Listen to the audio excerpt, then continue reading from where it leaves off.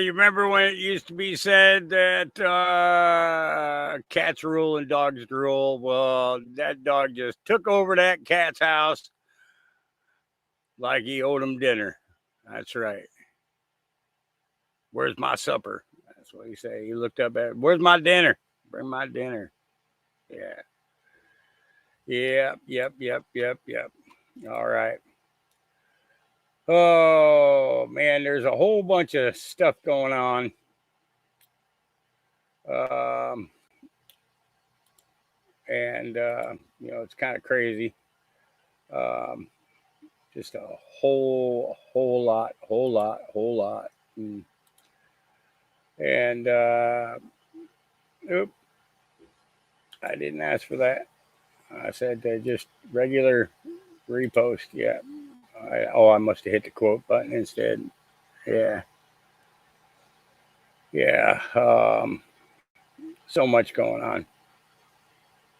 Yeah. Let's see here.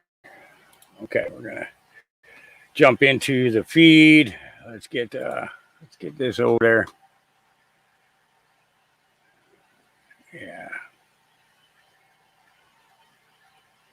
Yeah, it's all gonna change. It's gonna be cats drool and dogs rule. That's right.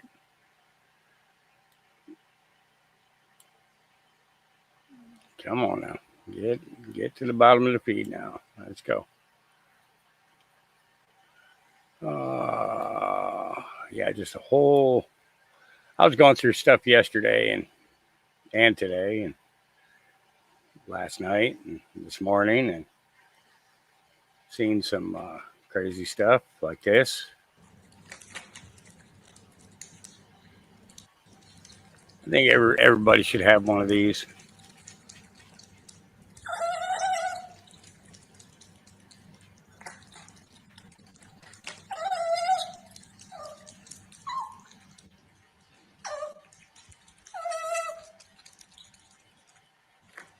Yeah.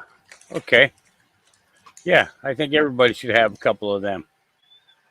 I think maybe, maybe not. I'm not sure. I don't know what to think anymore because I don't know nothing. You don't know nothing. Nobody knows nothing. Truth, truth. All right, I'm getting there. I'm getting there. Okay. Okay, that's one of them. Okay. So we're watching all this crazy stuff going on overseas. UK is having some major issues. It appears the Muslims are allowed to riot and protest and cause lots of harm and discontent. But the people from that country that are natural born there, they're not. They're not allowed to protest. You know, just kind of crazy.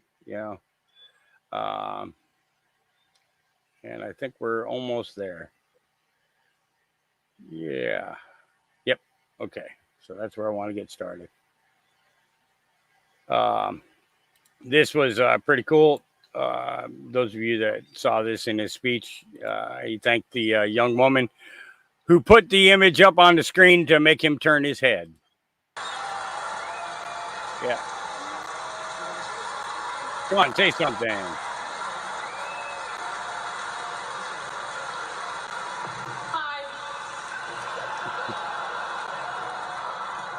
she's a computer genius. Yeah. Crazy, huh? She saved my life. She saved my life. Oh, the shirt is open. She saved my life, and I appreciate her. That's what he said. Yeah. Okay. This is another good one here, too. Those of you that live in the Kentucky area, you might appreciate this. If you live in the state of Kentucky, make sure you listen to this because tomorrow, August 1st, 2024, something historical is about to take place. As Kentucky is going to be removing the sales tax on gold and silver, making us the 44th state in our country to do so. And it's not thanks to Andy Beshear, because that fool tried to veto the bill to actually not remove the taxes. But luckily, there are wonderful individuals in our legislation that said, up yours, Beshear, because taxes on gold and silver is actually unconstitutional. Article 1, Section 10, no state shall make anything but gold and silver coins a tender in payments of debts. In other words, gold and silver is legal currency.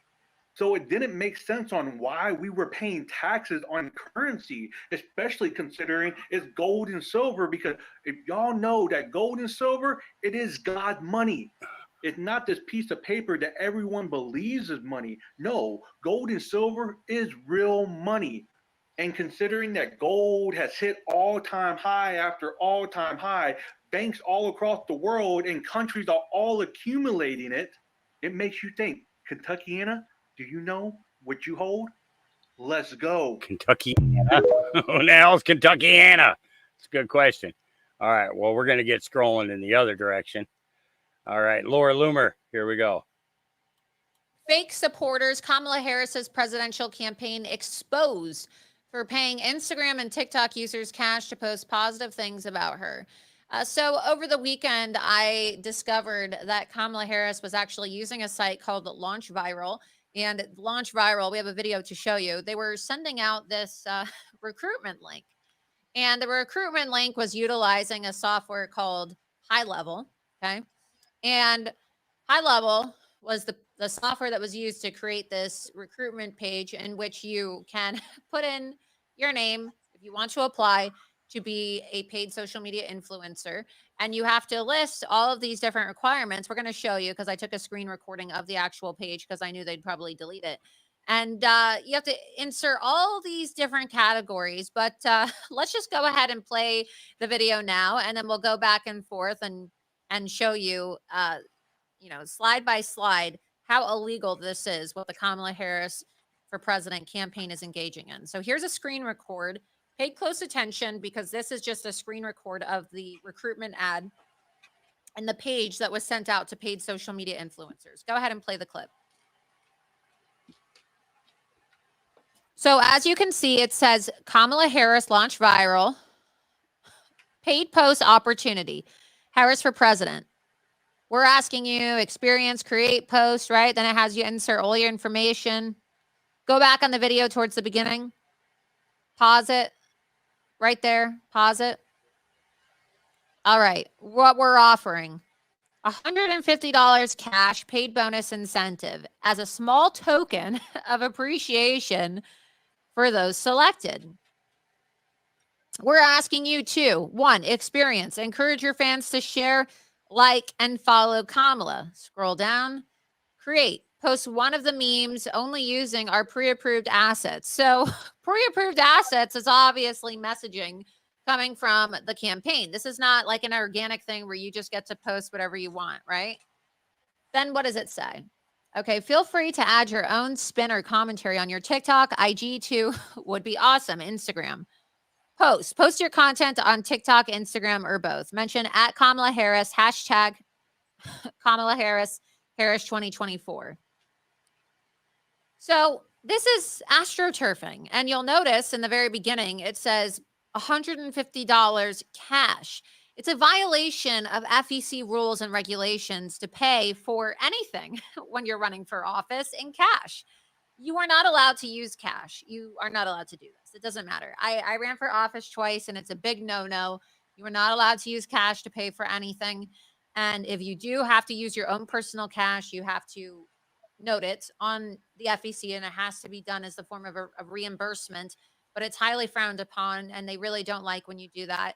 And so paying for services like an expenditure, this is what an expenditure would be considered. It's illegal. You're not allowed to just pay cash to random people on the internet. You have to be a United States citizen. Who knows if there's foreigners that are receiving cash to, post in support of Kamala Harris. Totally unethical, right? Totally unethical. Yep. All right. Tell me again who is racist. Hang on. Report from Reuters today found that every single living president is a descendant of slave owners, except for one, Barack Obama. Turns out Donald Trump is the one who didn't actually have ancestors that owned slaves. And they called him a racist. They called his family racist. The report also confirmed that Elizabeth Warren is not either. In fact, a Native American, as if we needed any more proof. But her family did own slaves too. A Reuters investigation has found that U.S. President Joe Biden and every living former president of the country, except Donald Trump, are direct descendants of people who kept black people as slaves. Through his white mother's side, Barack Obama too has ancestors who were slaveholders. The probe found that at least 100 members of the sitting Congress in the United States are direct descendants of ancestors who enslaved black people. Ooh, that kind of hurts. Report from Reuters today found that every single... Just a little bit. Savannah Chrisley exposes how John Deere is trying to pay influential accounts on social media to promote their brand in hopes of improving their tarnished image. Oh, here we go. Happy Wednesday, friends. I have a question for you. Have you been seeing pro John Deere ads pop up? And by that, I mean, have you seen influencers that are raving about John Deere, talking about how amazing the company is and what the American dream it is?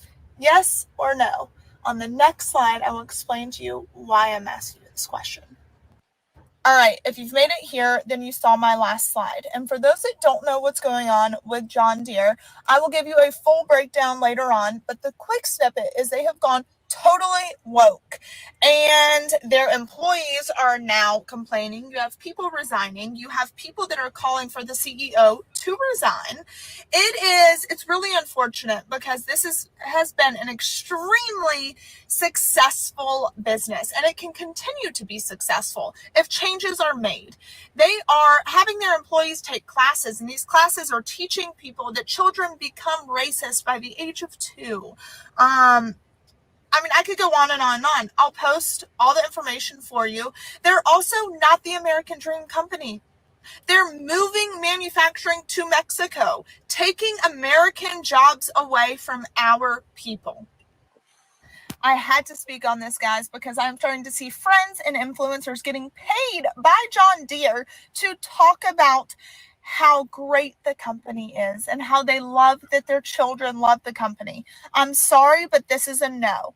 I'm not going to stand by it. John Deere could come to me today and say, hey, I'll pay you to post for me. And I'm going to tell them to take their money and shove it because I don't agree with their stance. I don't agree with what they're doing right now.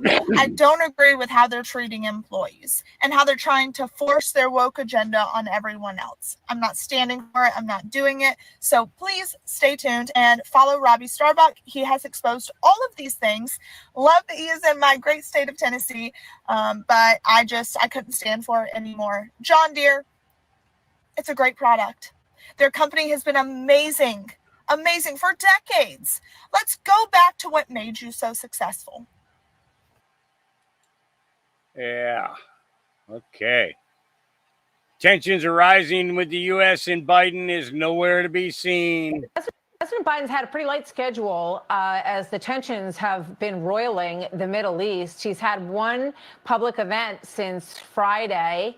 And today's Wednesday. So that's a look at what has been going on over the past several days. This comes from the White House. They tell us every day what is on the schedule. Here's the White House moments ago on this. Watch. If you look at what we look at, the big event on Tuesday was a phone call. The big event today is a lunch. Tomorrow, we don't know what he's doing. Friday, he heads to Delaware. Yeah. It lends itself to the appearance that he's done governing. No, he's not done governing at all. We are recalibrating. I mean, that is very true. I mean, there is a change in just him stepping down for re-election. He's still very much the president, and we're trying to figure out what the next 6 months are going to look like. Okay. Let's bring in Hogan Gidley, former Trump White House principal deputy press secretary and senior communications advisor at America First Policy Institute. He's been in that position. What did you think of that Q&A, Hogan, about where the president has been during these stunning events of the last 48 hours? Well, congratulations to Jackie for even asking the question in the first place. But this isn't anything new. Joe Biden rarely does work. He's rarely on the job. We have a sitting president right now we never see. We have someone who wants to be president, who's running, Kamala Harris. She's out, does no interviews. Who's the acting president? The world is on fire. Having been in that building, I know it is a nonstop, never sleep job. And by Joe Biden's own admission, he only does work from 10 to 4 every single day. We can't see him at all. And the world is on fire. The question was posed beautifully out there because we know with wars breaking out all over the world, crime spiking in our streets, people flooding across our border, American citizens at risk every day from murders and rapes and assaults and burglaries from illegal aliens. Where is this administration? But I hate to say it, they're at fault for all the problems we see. Yeah. But they've been absent this entire time. The last 4 years have been a joke. It is interesting. Well, I mean, just talking about what's going on right now, you know, as the commander in chief, we have bases and military servicemen and women all over this region. And maybe the case is that the commander in chief is on the phone, making sure that these bases and these individuals. I mean, you imagine if you were the parent of a person serving in that region right now, when you're hearing that Iran is saying that they will attack Israel in retaliation for what happened to Haniyeh. So it feels like a moment where you really do need to hear from the commander in chief about our forces in the region. You need a steady hand. You need the American people to understand someone has got your back. Someone has your best interest at heart. And the best we get from the White House is we're recalibrating. She didn't say, listen to the people he's spoken with today.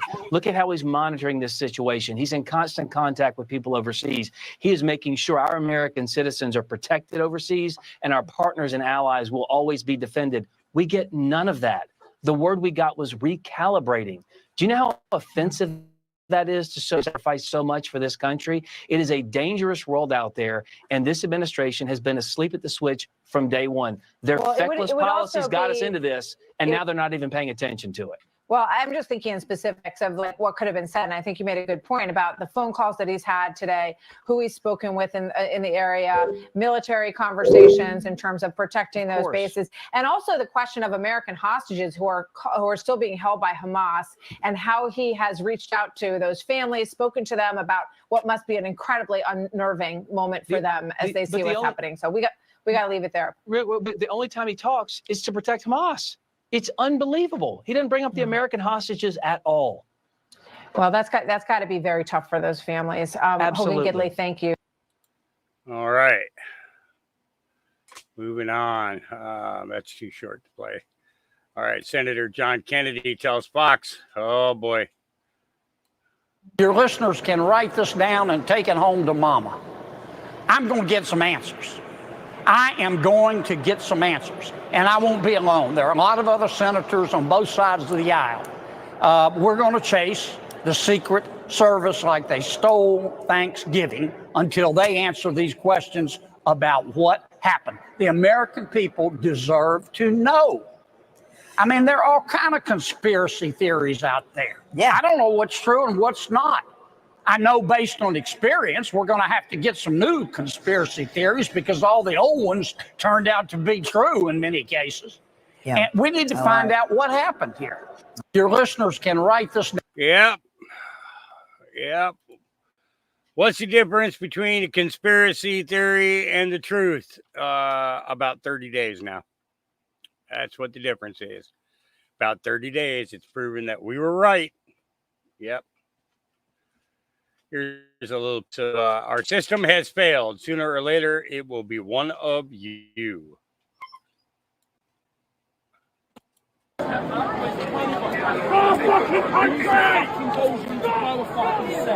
eventually it's going to be one of you lot. You're in the right guy.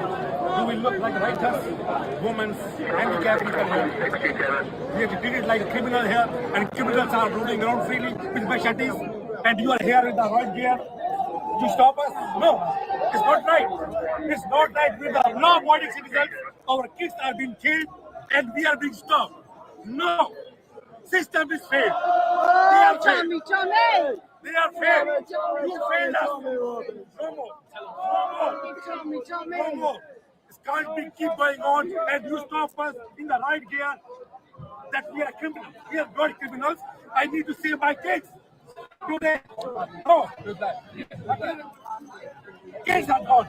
3 kids, 6 years, 7, 9-year-old kids, they are gone. For what? They've all got a house on a mortgage. They've all got a car on credit. You can't get the sack. You can't pack your job in because you lose your fucking house. You'll lose your car, your wife, your kids, everything financially. Yep. They're fighting back. Our time will come. Does anybody know this young man? He has my yard sign. I would have pulled right over in front of his car and stopped his ass and beat him to a pulp.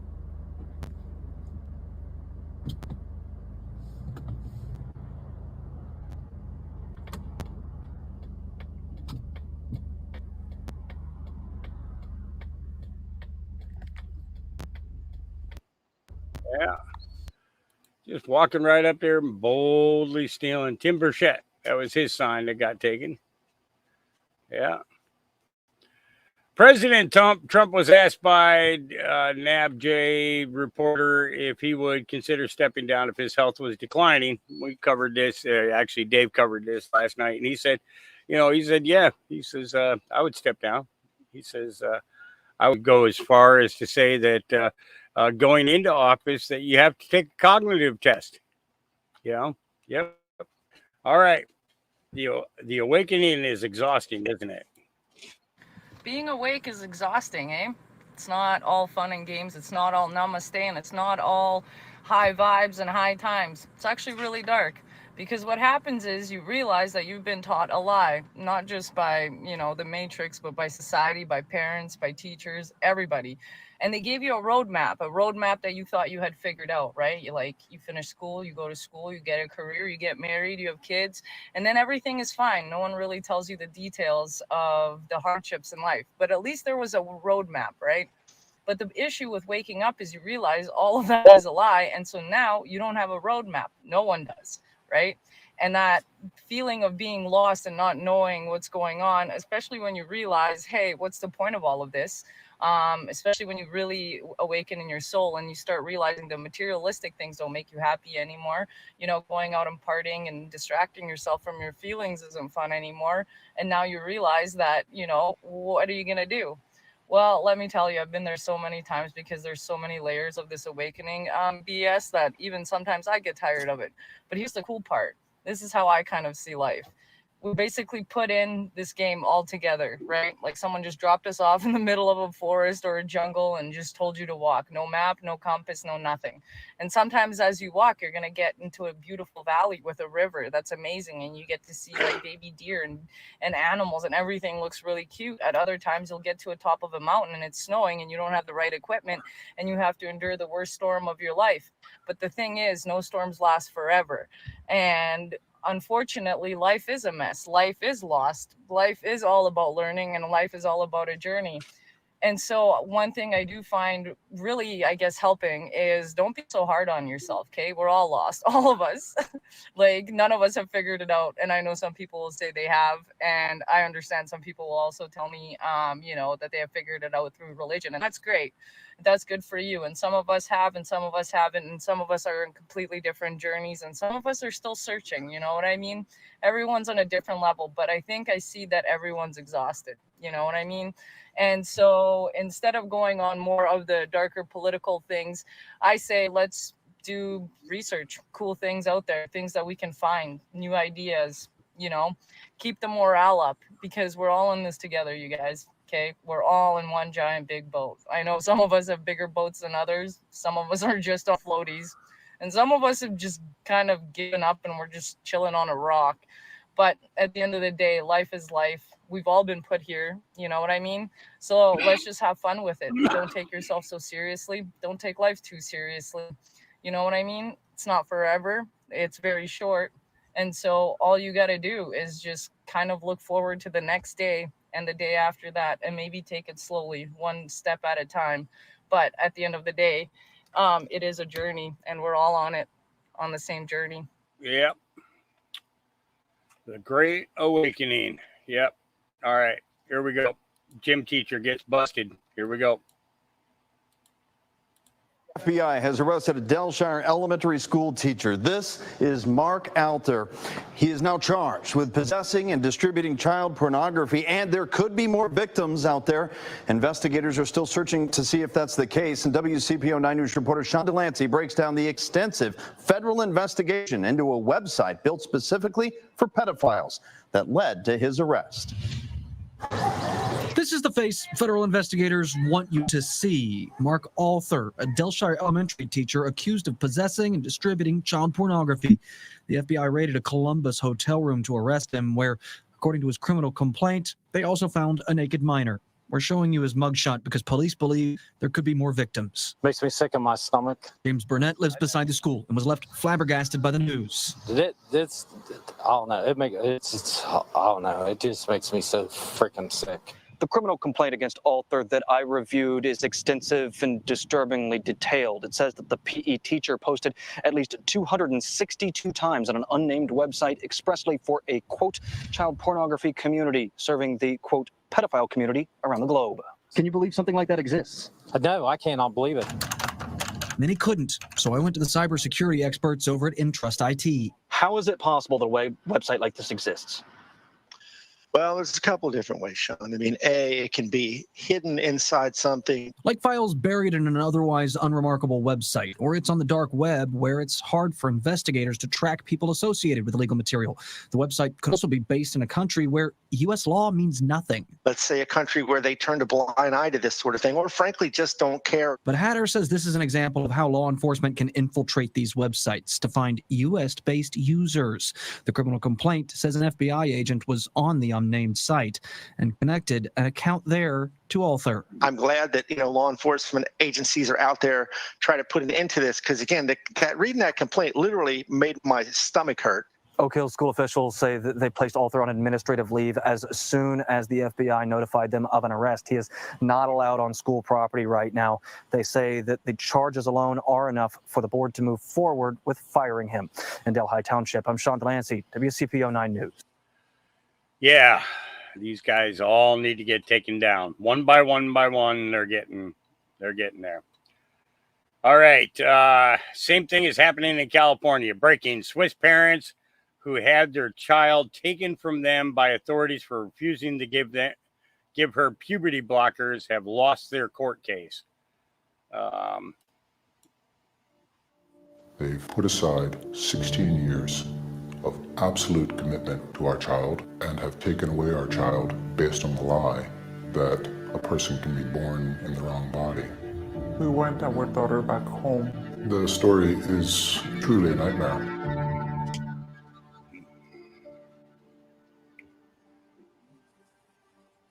Swiss authorities have taken our child, our daughter, who's 16 years old. We, as parents, are facing an alliance between the school, the Swiss Child Protection Agency, the Swiss hospital in Geneva, and we feel powerless. About 3 years ago, coming out of the pandemic, our daughter informed us that she was a boy. We understood that she was going through a difficult period in her life. We agreed to seek medical advice. When we first went to the Geneva hospital, the nurse showed her a gender unicorn, and it was based on this gender unicorn that we were instructed by the hospital to begin treating her as a boy. We were told she needed puberty blockers.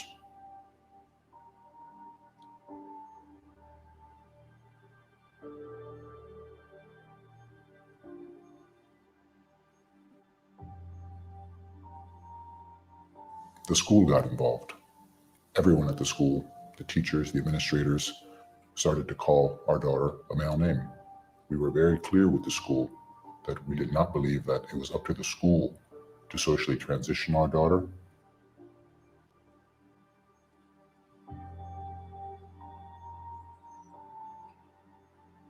We learned that this school psychologist was getting in and was feeding my daughter with materials, putting her in contact with Le Refuge.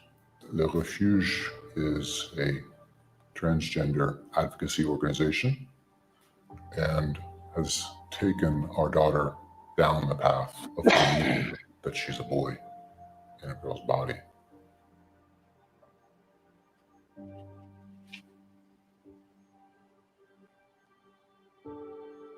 Eventually, the Swiss Child Protection Agency, with the school's support, brought a case against us in the Swiss court system. And that has meant for us many sleepless nights, a lot of deep pain, and a sense of hopelessness.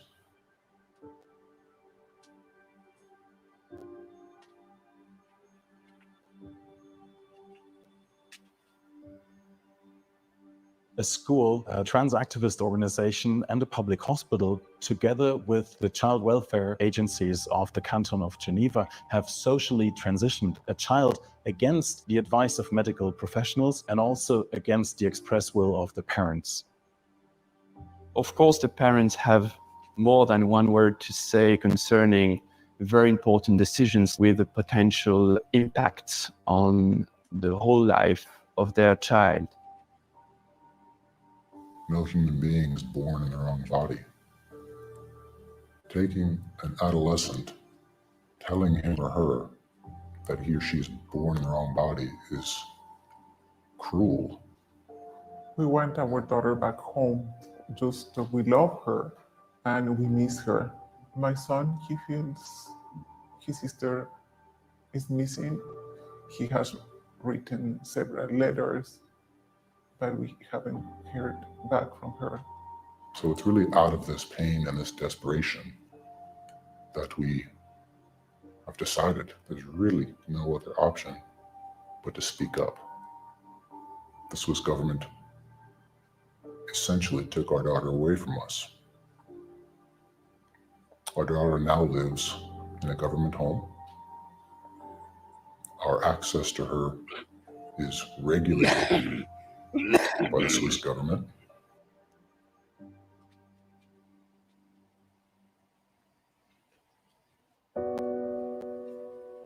We don't want to see other families in this situation.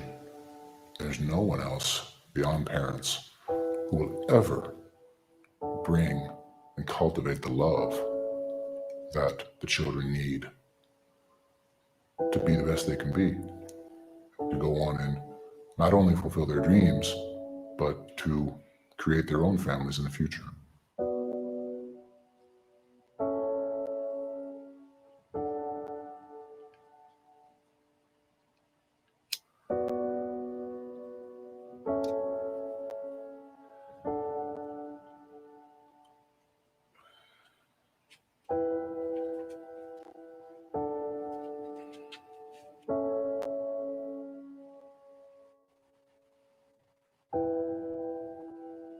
Crazy that these people got to go through this.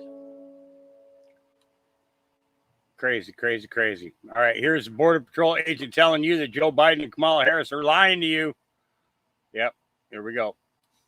Hey, my name is John Anfinson, and I'm the Executive Vice President of the National Border Patrol Council.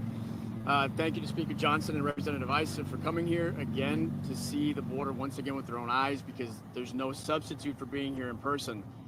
The men and the women of the Border Patrol continue to be in this precarious position. They're stuck between their desire to do the job that they were trained to do and the White House's policies that prevent them from doing that job. The president's executive order last month is being touted as a success because the number of encounters by the Border Patrol have decreased. And that's right. Fewer people are being encountered by the Border Patrol between the ports of entry. But that's not the whole story, because instead of crossing illegally between the ports, asylum seekers, many of whom are only seeking to abuse the system, are now primarily showing up at ports of entry and airports. So much so that customs officers in June encountered more asylum seekers than the Border Patrol did.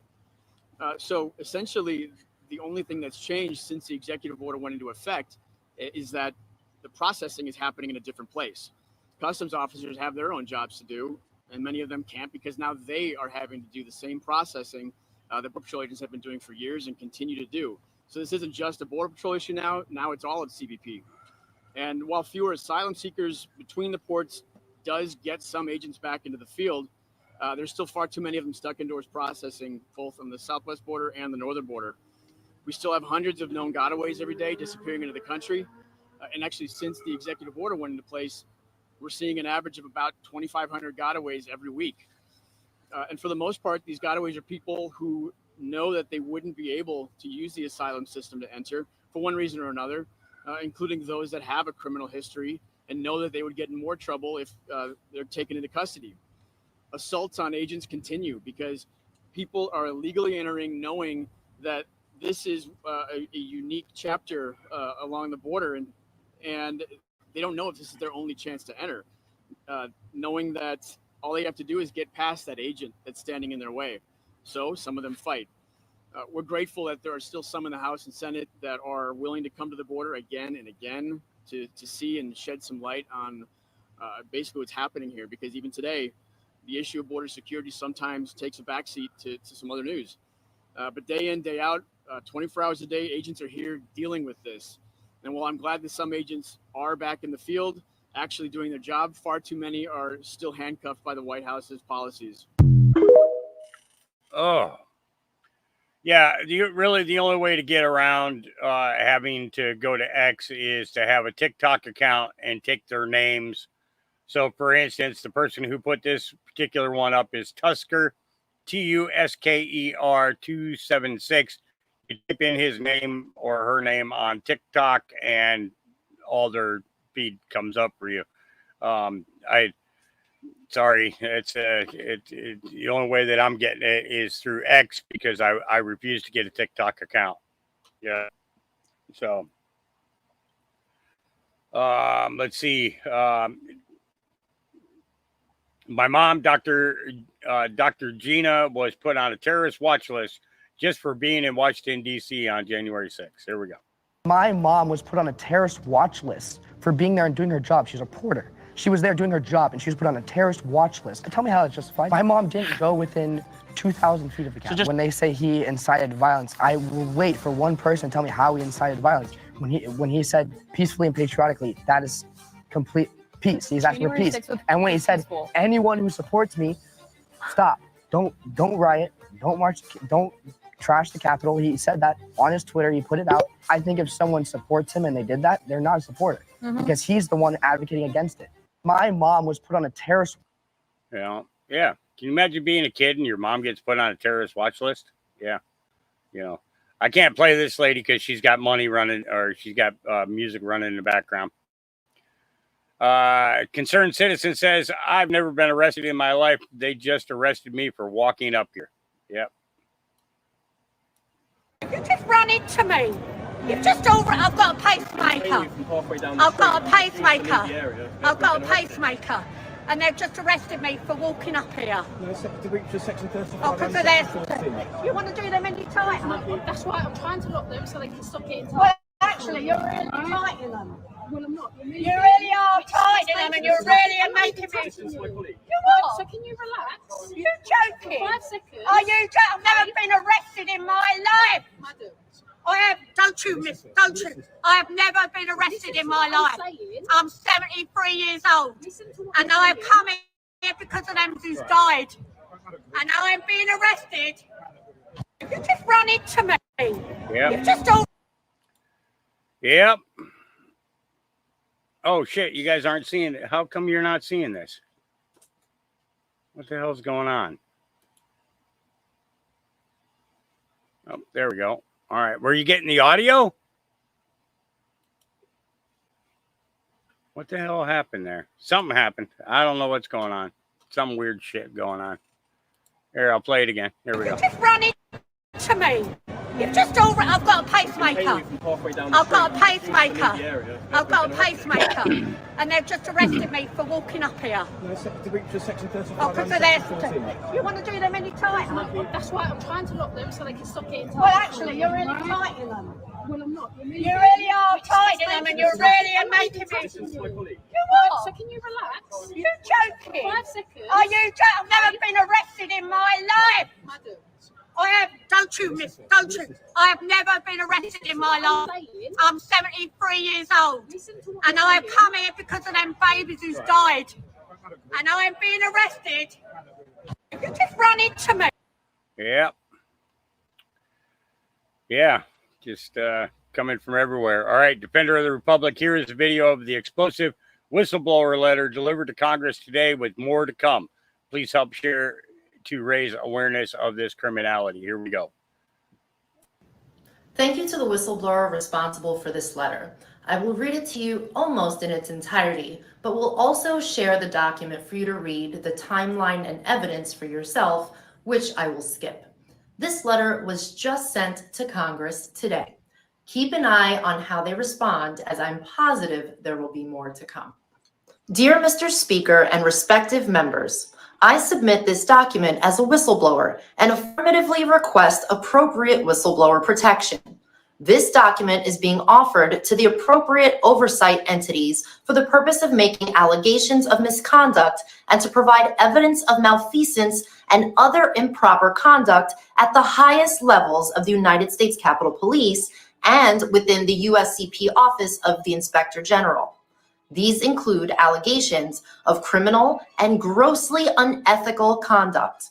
The goal in writing this document is to present allegations and overwhelming evidence of unethical and illegal conduct sufficient to allow the United States Congress to investigate and corroborate these allegations. Ultimately, this will initiate the essential reform needed within USCP leadership, OIG, legal offices, and oversight entities. I hope the implementation. I hate this. I have another version of this without the music there. This is pissing me off.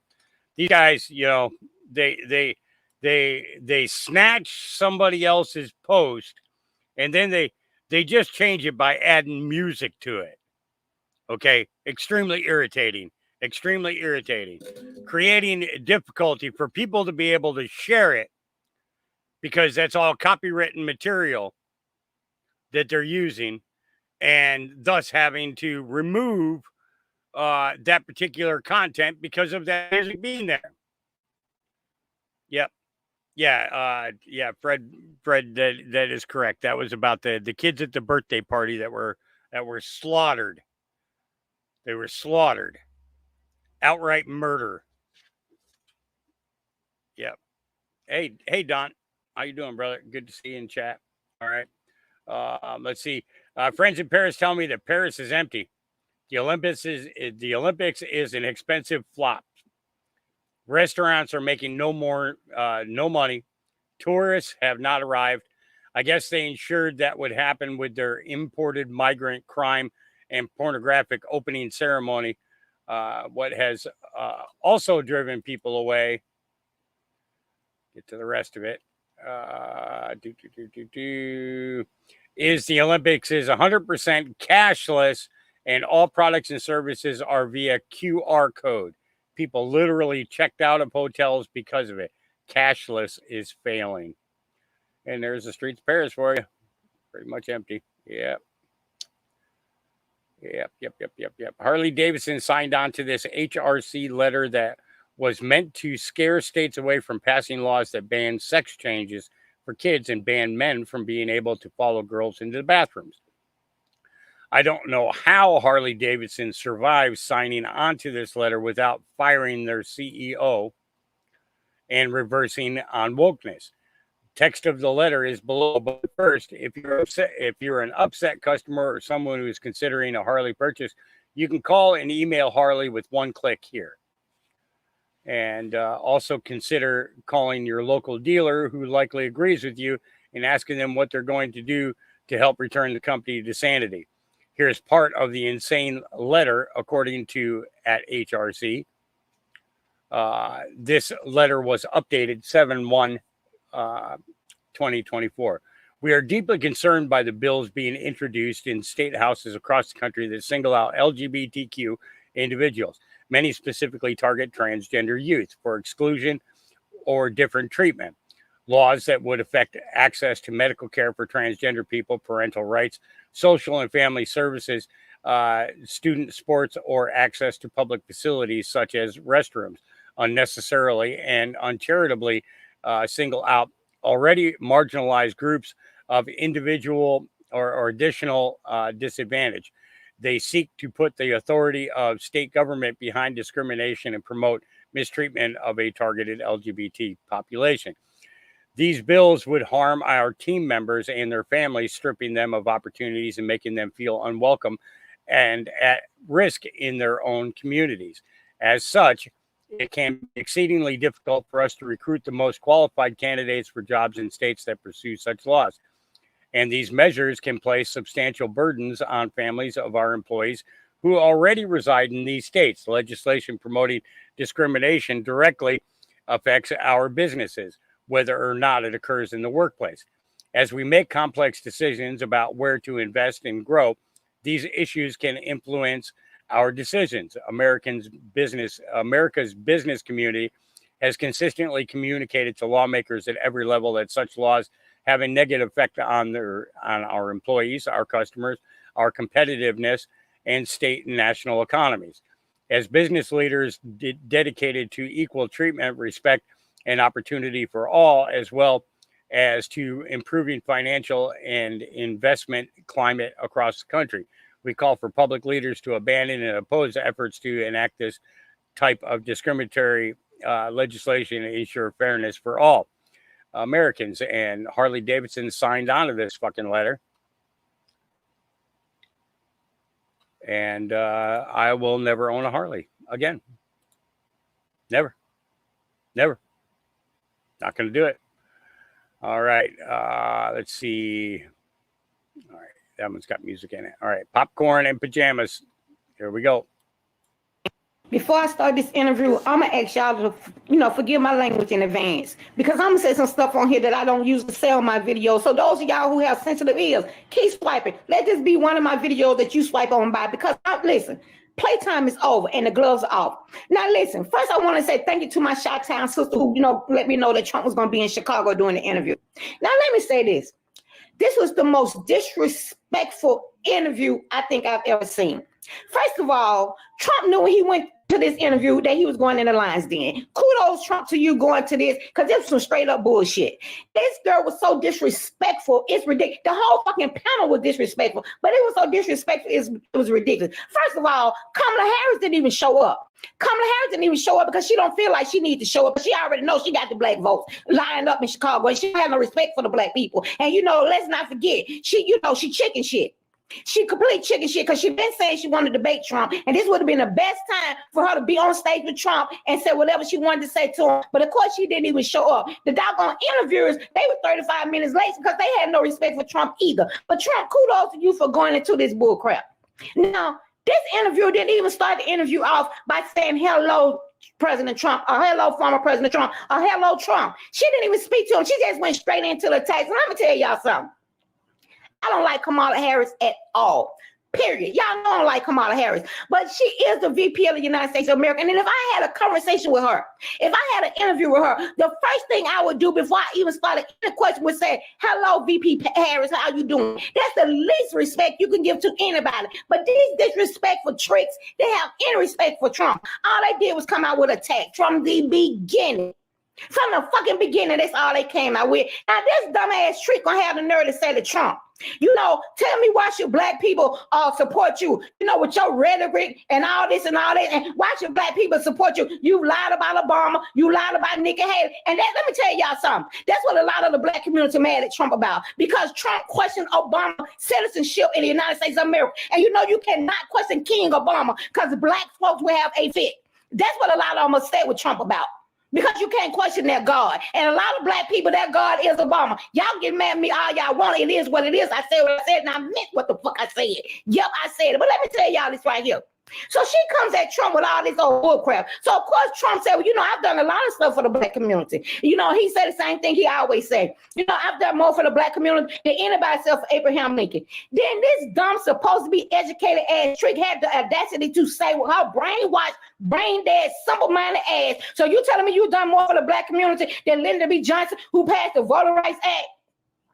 This has got to be the dumbest bitch I ever heard in my life, and I've heard a lot of them. But she's supposed to be so educated. First of all, let me tell y'all something, because I'm tired of blacks acting like Democrats, and Lyndon B. Johnson did so much for the goddamn black community. Lyndon B. Johnson didn't have a fucking choice but to sign off on the Voting Rights Act because Republicans passed it. He was the president of the United States of America, and he didn't have a choice but to sign off on it. It's not like Lyndon B. Johnson and the Democrat Party did a goddamn thing for blacks out of the kindness of their heart. They did it because they didn't have a choice because Republicans passed it. And I'm so sick of these goddamn dumbass black folks acting like Democrats loved us.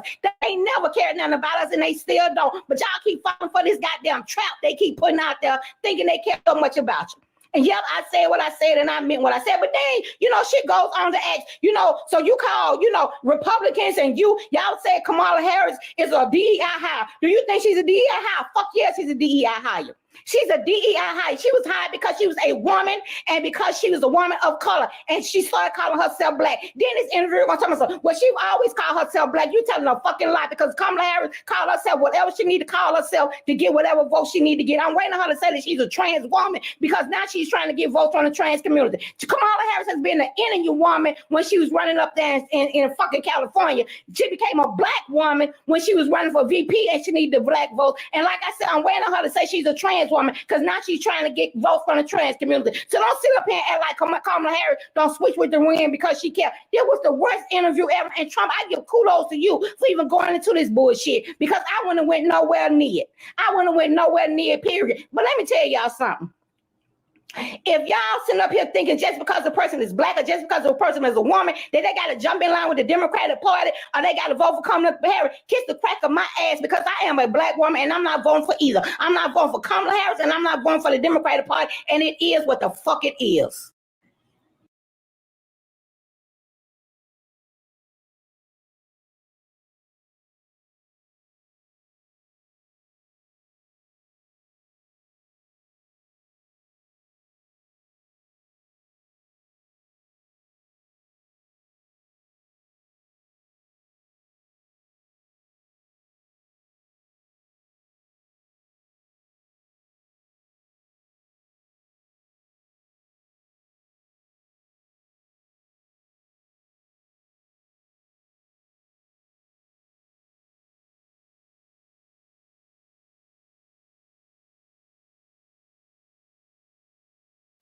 Oh, that's kind of good, because I was picking on Fred.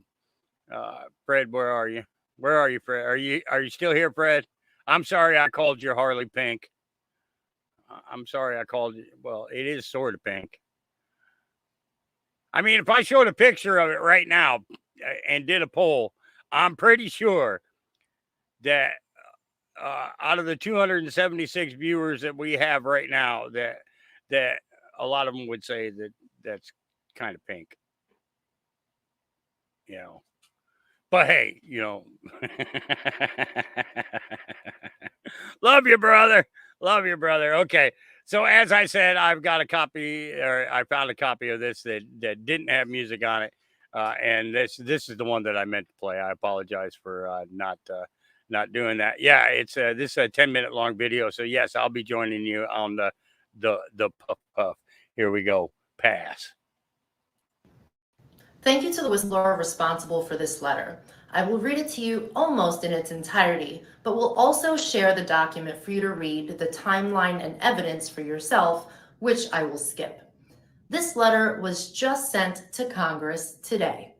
Keep an eye on how they respond, as I'm positive there will be more to come. Dear Mr. Speaker and respective members, I submit this document as a whistleblower and affirmatively request appropriate whistleblower protection. This document is being offered to the appropriate oversight entities for the purpose of making allegations of misconduct and to provide evidence of malfeasance and other improper conduct at the highest levels of the United States Capitol Police and within the USCP Office of the Inspector General. These include allegations of criminal and grossly unethical conduct. The goal in writing this document is to present allegations and overwhelming evidence of unethical and illegal conduct sufficient to allow the United States Congress to investigate and corroborate these allegations. Ultimately, This will initiate the essential reform needed within USCP leadership, OIG, legal offices, and oversight entities. I hope the implementation of this reform will start with a public admission of guilt, an apology by the USCP chief, and an appropriate settlement for all victims of sustained misconduct. Here are the allegations. 1.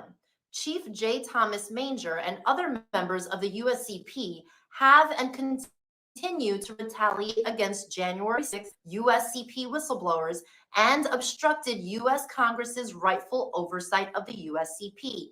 2. The OIG conducted a fraudulent investigation of USCP whistleblowers and created a fraudulent report on the retaliation to deceive the Congress and to conceal criminal and inappropriate actions they committed, along with that of executive level members of the USCP. 3. Chief Manger utilized his manufactured OIG report to support a false public narrative. 4. The IG was encouraged to retire for violating the law for failing to protect USCP whistleblowers and exposing their identities to USCP senior leaders, which directly triggered retaliation. The compromised OIG then conducted a sham investigation and created a false report on these whistleblowers to cover up all parties' unlawful violations of regulations and law. 5. The USCP executive team, USCP's Office of General Counsel, with the U.S. Capitol Police Board, approved the unmistakably false OIG report.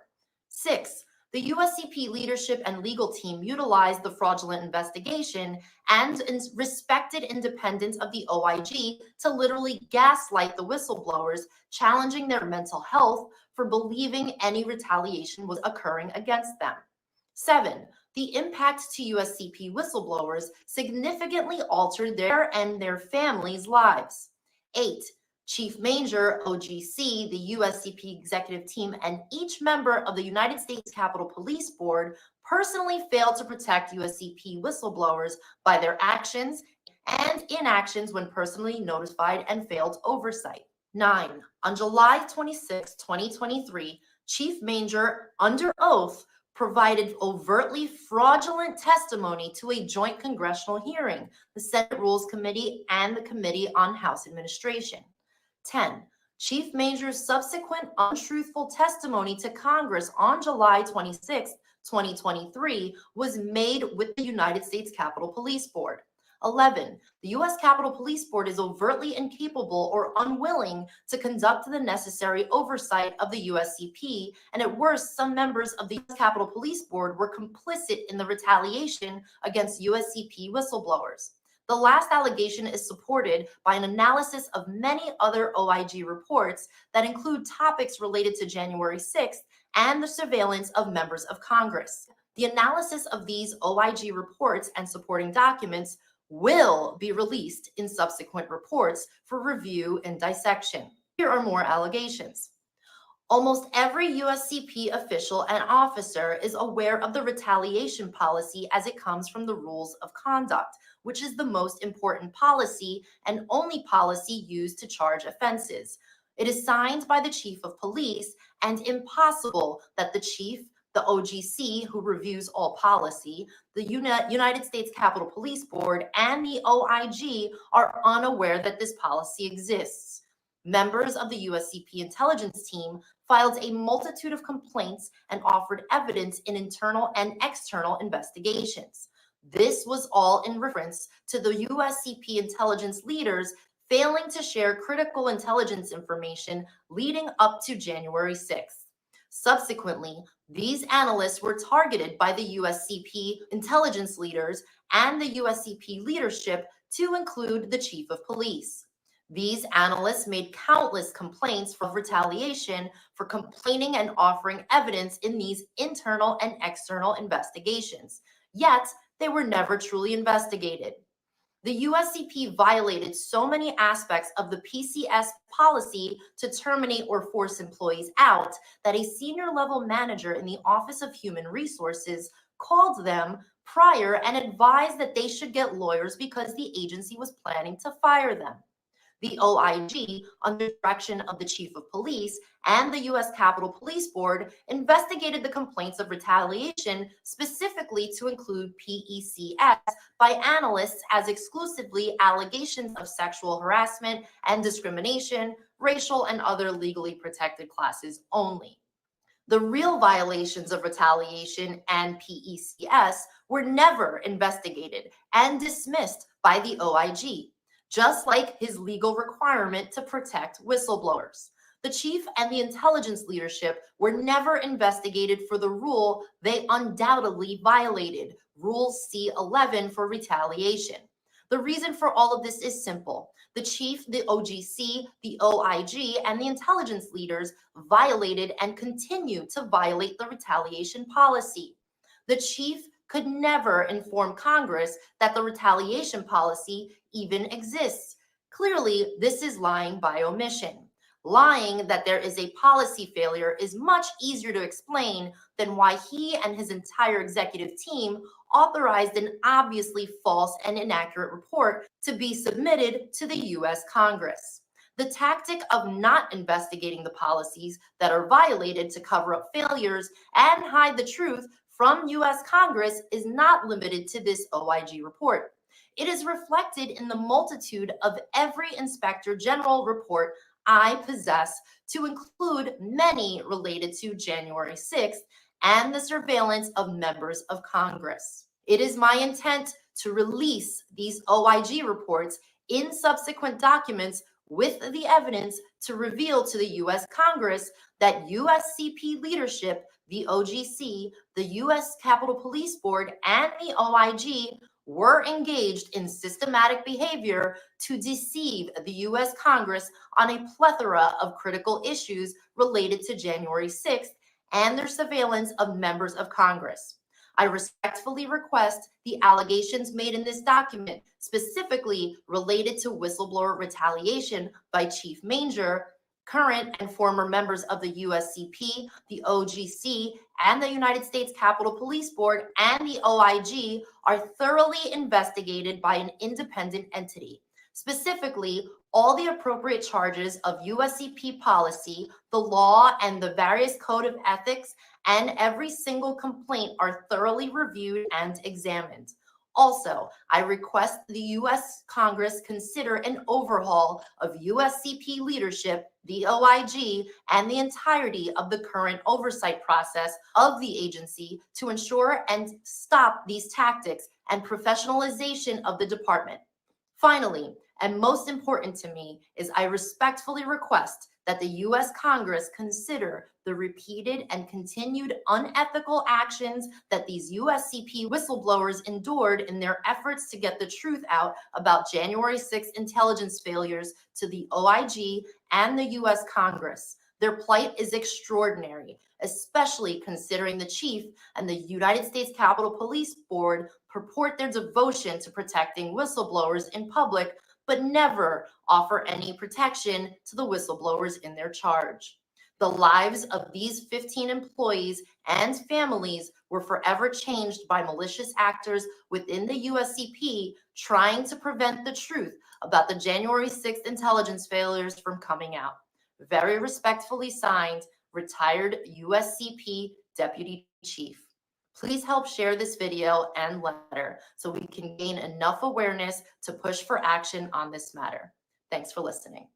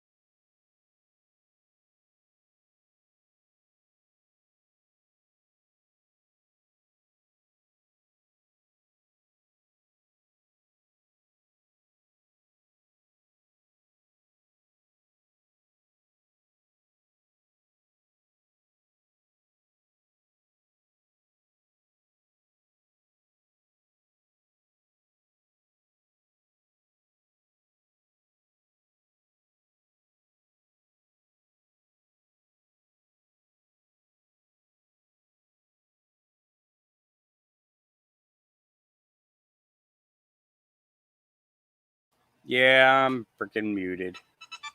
I got it. I got it. I got it. I got it.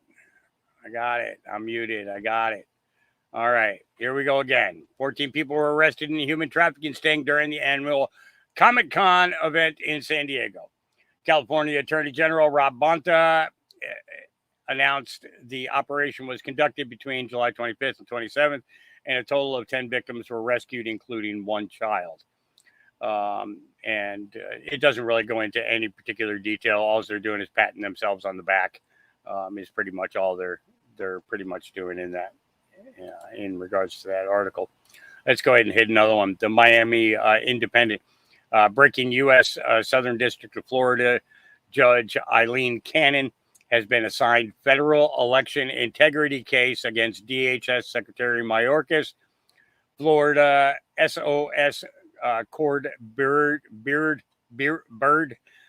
Florida AG Ashley Moody, and others. U.S. We already read that part. Amongst her initial rulings are no redactions of documents, and all of the defendants have to answer together. The Miami Independent will report more along with court documents shortly. The entire file is available for download at the bottom of the article. Notice of court practices on sealing redaction, notwithstanding the requirements of Local Rule 5.4 and any protective order. The parties are prohibited from filing anything under. Damn it, we're not getting the words there, and I don't want to download it right now. So, but yeah, so she's going after them. So we'll see what happens there. All right, and then we have this one here.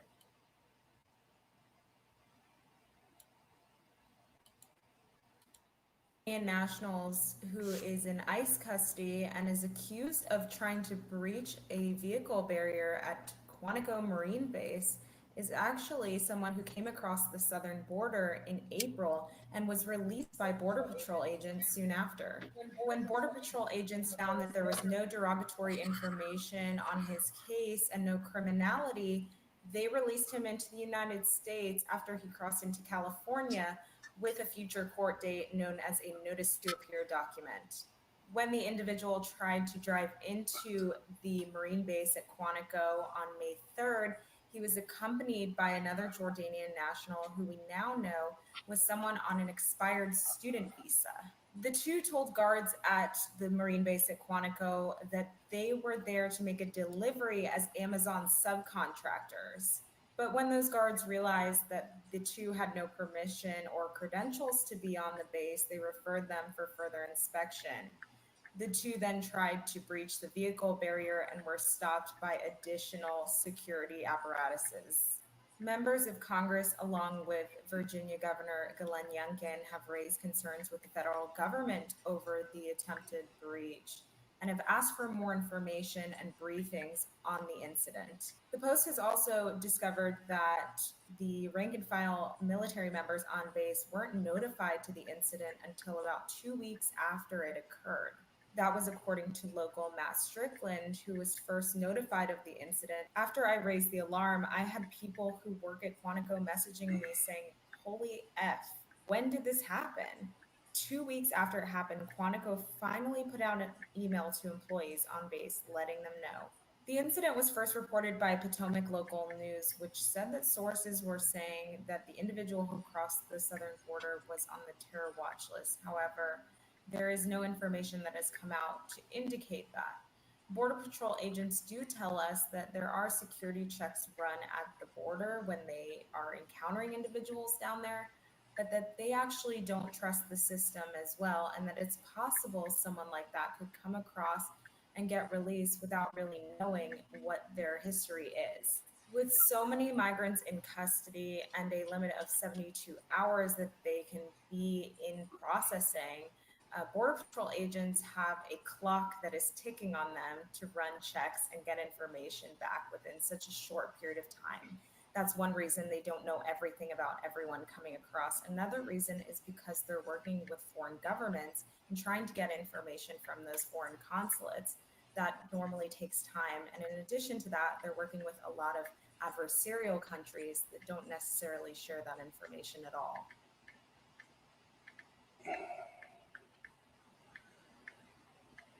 Are you ready to learn to build? Nope. We're not ready to learn to build. We're not doing it. You can't make me. You can't make me. Neener. You can't make me.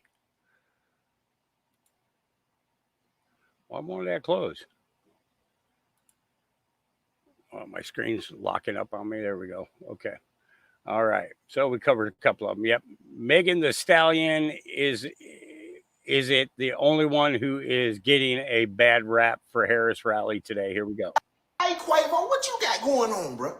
Did I just see you out there at that pep rally with Kamala and them talking about she gonna stand on business in a long sleeve, see-through black shirt with some chains and some shades on? First and foremost, Kim Jong-un and Putin would have never let you up there. What type of game them Democrats pay? What they paid you, fam? And then you gonna get up there and say she gonna stand on business. Bro, we ain't never seen you talk about gun violence until now. You been condoning it. You ain't never condemned it. I just heard the lyrics on me. You just said don't forget your strap when you out here playing in these streets. Did you not forget what you said in Timothy? You said since don't nobody want to talk, they all finna get pressed. Let me tell you something, Quavo. I don't know what them folk paid you. We ain't seen you in no interview. You ain't been on no podcast. You ain't came out and said nothing. Bro, you still out here talking about toting the straps and talking about gun violence? Do you see what Meek Mills did after they played them games with him?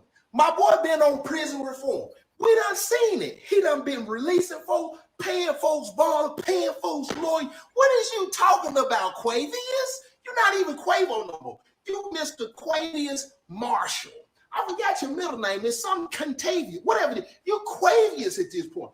What them folk paid you, fam? You ain't saying nothing about no gun violence. You still talking about shit. What them folk paid you, fam? What? Hey, brother Marshall. Oh, calling out their own community, and they need to. You know, thank God people are not afraid to speak up. Here we go.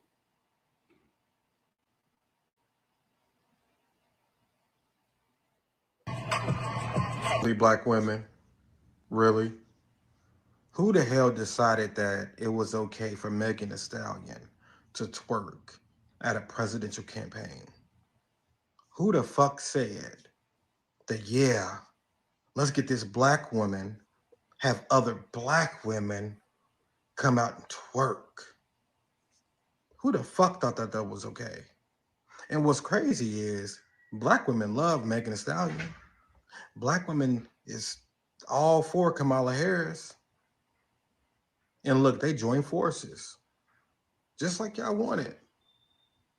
This is how the world sees y'all. And this is how you represent yourselves. You're on stages, twerking. Like, can we please leave twerking in twerking environments? How hard is that? Like, if you're at the club and you trying to let loose because you worked all week long, then fuck it, so be it. But y'all on stages, man. In front of the whole entire, like, it's not just the country watching us. It's the entire world watching us, watching this election. And this is what they see. Oh, black women are, they're only good enough for just twerking their ass, shaking their ass on stage. That's all they're good for. And y'all okay with that? What they're telling you is essentially is like, hey, this is what they're good for. And they want y'all to sit here and cheer that shit on. Hey, go girl.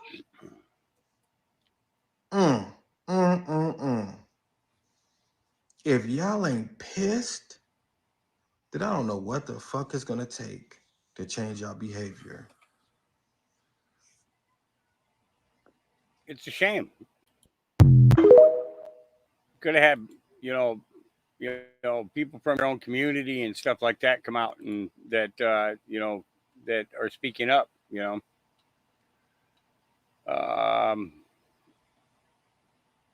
Yeah. Yep. All right. All right. Here we go. Campaign meeting today was as cringe as seeing Juvenile do vax that thing up. Was as cringe as watching Mary J. Blige sing about crispy chickens on the Burger King commercial. It was cringe. And I don't give a damn how y'all feel about it. That shit was embarrassing as hell. I'm not mad at Megan because Megan was just getting a check. But when did popping your pussy become something for women's rights? Pussy politics. Coochie crumbs for Kamala. Hoes for Harris.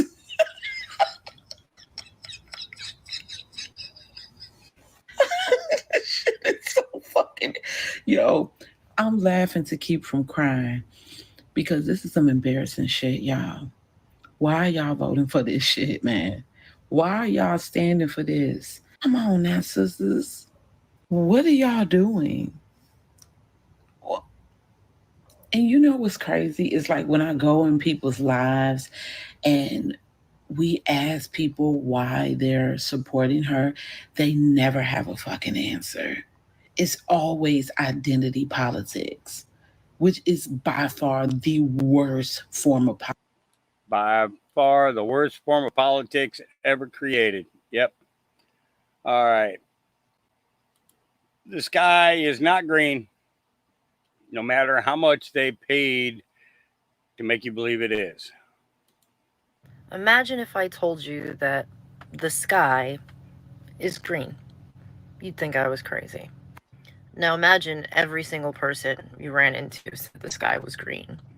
And you went on social media and everyone said the sky was green. And the TV told you the sky was green. And you went to a concert or a comedy show or turned the radio on and they kept saying, the sky is green. Despite the fact that in your heart and in your mind, you can clearly see that the sky is blue. If every single person kept telling you the sky was green, you'd eventually believe the sky is green. When you've got celebrities, paid influencers, the media, NPCs parroting that a woman who's done nothing at best for the last 4 years is polling better than Donald Trump, and you believe it, you might have been influenced by propaganda. Imagine if I told you that... Yeah. The sky's pink. Like Fred's Harley.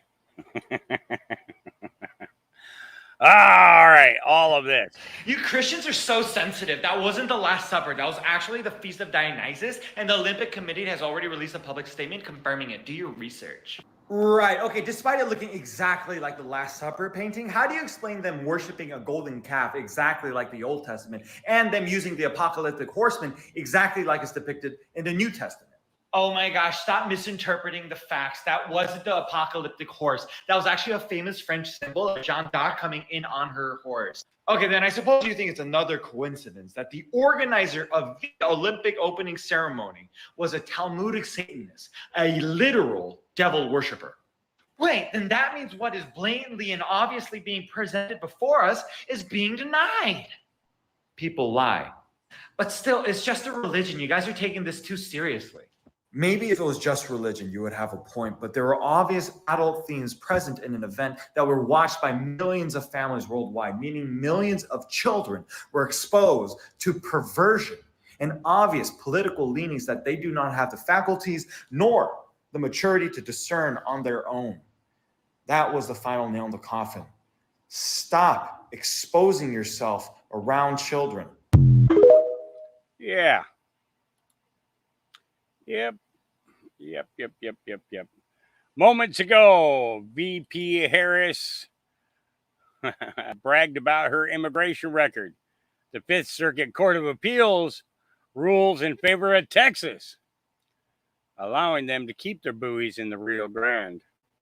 The Fifth Circuit Court of Appeals has ruled in Texas's favor, finding that the federal district court abused its discretion when it ordered Texas to remove the buoys floating in the Rio Grande.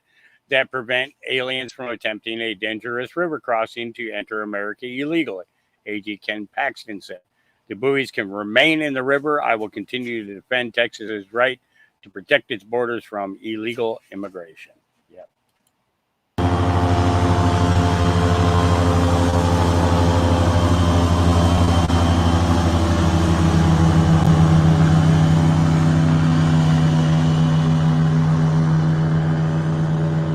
So in this campaign, I will proudly put my record against his any day of the week. Any day of the week. Including, for example, on the issue of immigration. Yeah. Kamala, you a hoe. That's it. So, yep. Is they getting paid to go up there and lie? So it's only right in the birthplace of the culture. It's also the same place to launch the first African-American woman to run for president. The first what? Yeah, we changing the culture again. No, the fuck we ain't. So if you never voted before, make sure you get out and vote right now, because it's the real one. And in the words of my brother Takeoff, let me get a Kamala. Quavo. Who the fuck gave you that to say? Who the fuck wrote that down for you? You can get up there and say that bullshit. You know she ain't African American, right? You know she really ain't one of us, right? How much did she pay you? Or did she suck your dick, bro? We're gonna start right there. She most definitely a head honcho. She must got that some hot spit on twist motherfucking. I'm talking about, she got you too? You know motherfuckers ain't rocking with that shit, right? You know a lot of people looking at you like this, right? So keep Takeoff name, bro. Don't put Takeoff name in no shit like this, bro. Cause if he was still here, he fuck around would have took the fuck off away from your ass. Real shit. He probably wouldn't even be supporting this shit, folks. Donald Trump, on the other hand, has been talking a big game about securing our border, but he does not walk the walk. Or as my friend Quavo would say, he does not walk it like he talks. Bitch, you ain't here. Kamala, why you over here trying to talk about Trump and the border, which is your ass what the borders are? And you let over 10 billion people over here. Bro, made this shit make sense to me. Yeah. These kids, they all coming out. They all coming out from all directions. Clown world, here we go. So instead of Kamala Harris giving us policy to benefit black people, she gave us ass-shaking Megan Thee Stallion. That is what she think black people deserves. So instead, just simple. We already saw that one. All right. It was very hostile, and that was part of the plan, I'm sure. Here we go. It was very hostile, and that was part of the plan, I'm sure. She didn't just come up with that sitting there on set. But don't forget how many people loved Trump before he was a Republican candidate and president in the United States. Rappers, Hollywood, pictures with Al Sharpton, Jesse Jackson, they're all hypocrites. He is for the America First agenda. And the question is, are you better off now under Biden versus when Trump was in office?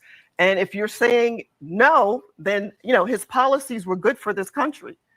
Low taxes, gas prices, inflation, everything that we're seeing now is destroying families, hardworking Americans. You can't save money. You can't buy a house. That's what he mentioned. It's a lot that's going on. Our open border, forget it. We could be here all day to talk about the open border and the crime that is coming from the illegals that are here that should not be here. And we're paying for them. It was very hostile. And we're paying for them. Rebranded. Here we go. I'm Kamala Harris, and this is my rebranding. I get it. Until now, Americans have seen me as that childless Karen that always has too many drinks at the cocktail party. And you don't have the heart to tell my husband, Doug, that he's a whipped beta male married to an insufferable witch. Look, I get it. I'm unlikable. I'm inauthentic. I say crazy shit. It is time for us to do what we have been doing, and that time is every day. When we talk about the children of the community, they are the children of the community. You need to get to go and need to be able to get where you need to go to do the work and get home. And yes, okay, I was the border czar. And so even though I might have been a bad vice president, what I do have is ambition. You would not believe what I would do for this country. Oh, who am I kidding? If you vote for me, you're as cringe as Chuck Schumer. We are here today to throw our support behind Vice President Kamala Harris. I'm clapping. You don't have to. Let's all see what can be, unburdened by what has been. And by what has been, I mean the Biden-Harris administration. Vote Trump 2024. Let's make America great again. I'm Professor Sagan Deesnuts, and I approve this message. Yeah, watch it because Kamala might just jump in there. All right, I'm not going to play this video, but I am going to talk about it. So the person in red is a dude pretending to be a girl. The girl in blue is a girl, has been boxing most of her life, and was, actually, what do they call it when they're picked to, when the sports people, they picked her as the favorite, okay, to win. 45 seconds into this match, this dude punched her so hard she had blood coming out of her eye. This dude punched her in her eye, and she had to stop the fight. 45 seconds into it. And this is at the Olympics. This is the dude pretending to be a chick. Yeah. All right, we need to protect women at all costs. Before we go to the lake, quick stop, because we have to get Italian beefs and stuff for the lake house in Michigan. So we're on the south side right now in Chicago. Listen, speaking of Italians, the Italian boxer, she got knocked out in 45 seconds by a biological male. So now I guess it's okay for men to hit women. Just want to make sure that I have that cleared up because I'm trying to get the agenda down. You know what I'm saying? Trying to make sure that I have it down. So now it's okay for a man to go into the ring with a female, knock her out in 45 seconds, and it's fair. That's what you guys are telling me? Okay. You know I got to do a video, honey. See, I come back to Chicago and everybody sees me. I love you, miss you.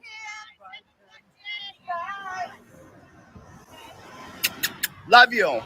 So tell me that that's not messed up. All right.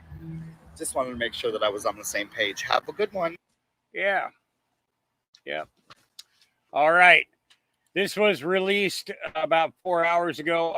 This is the first thing that I watched this morning when I got up.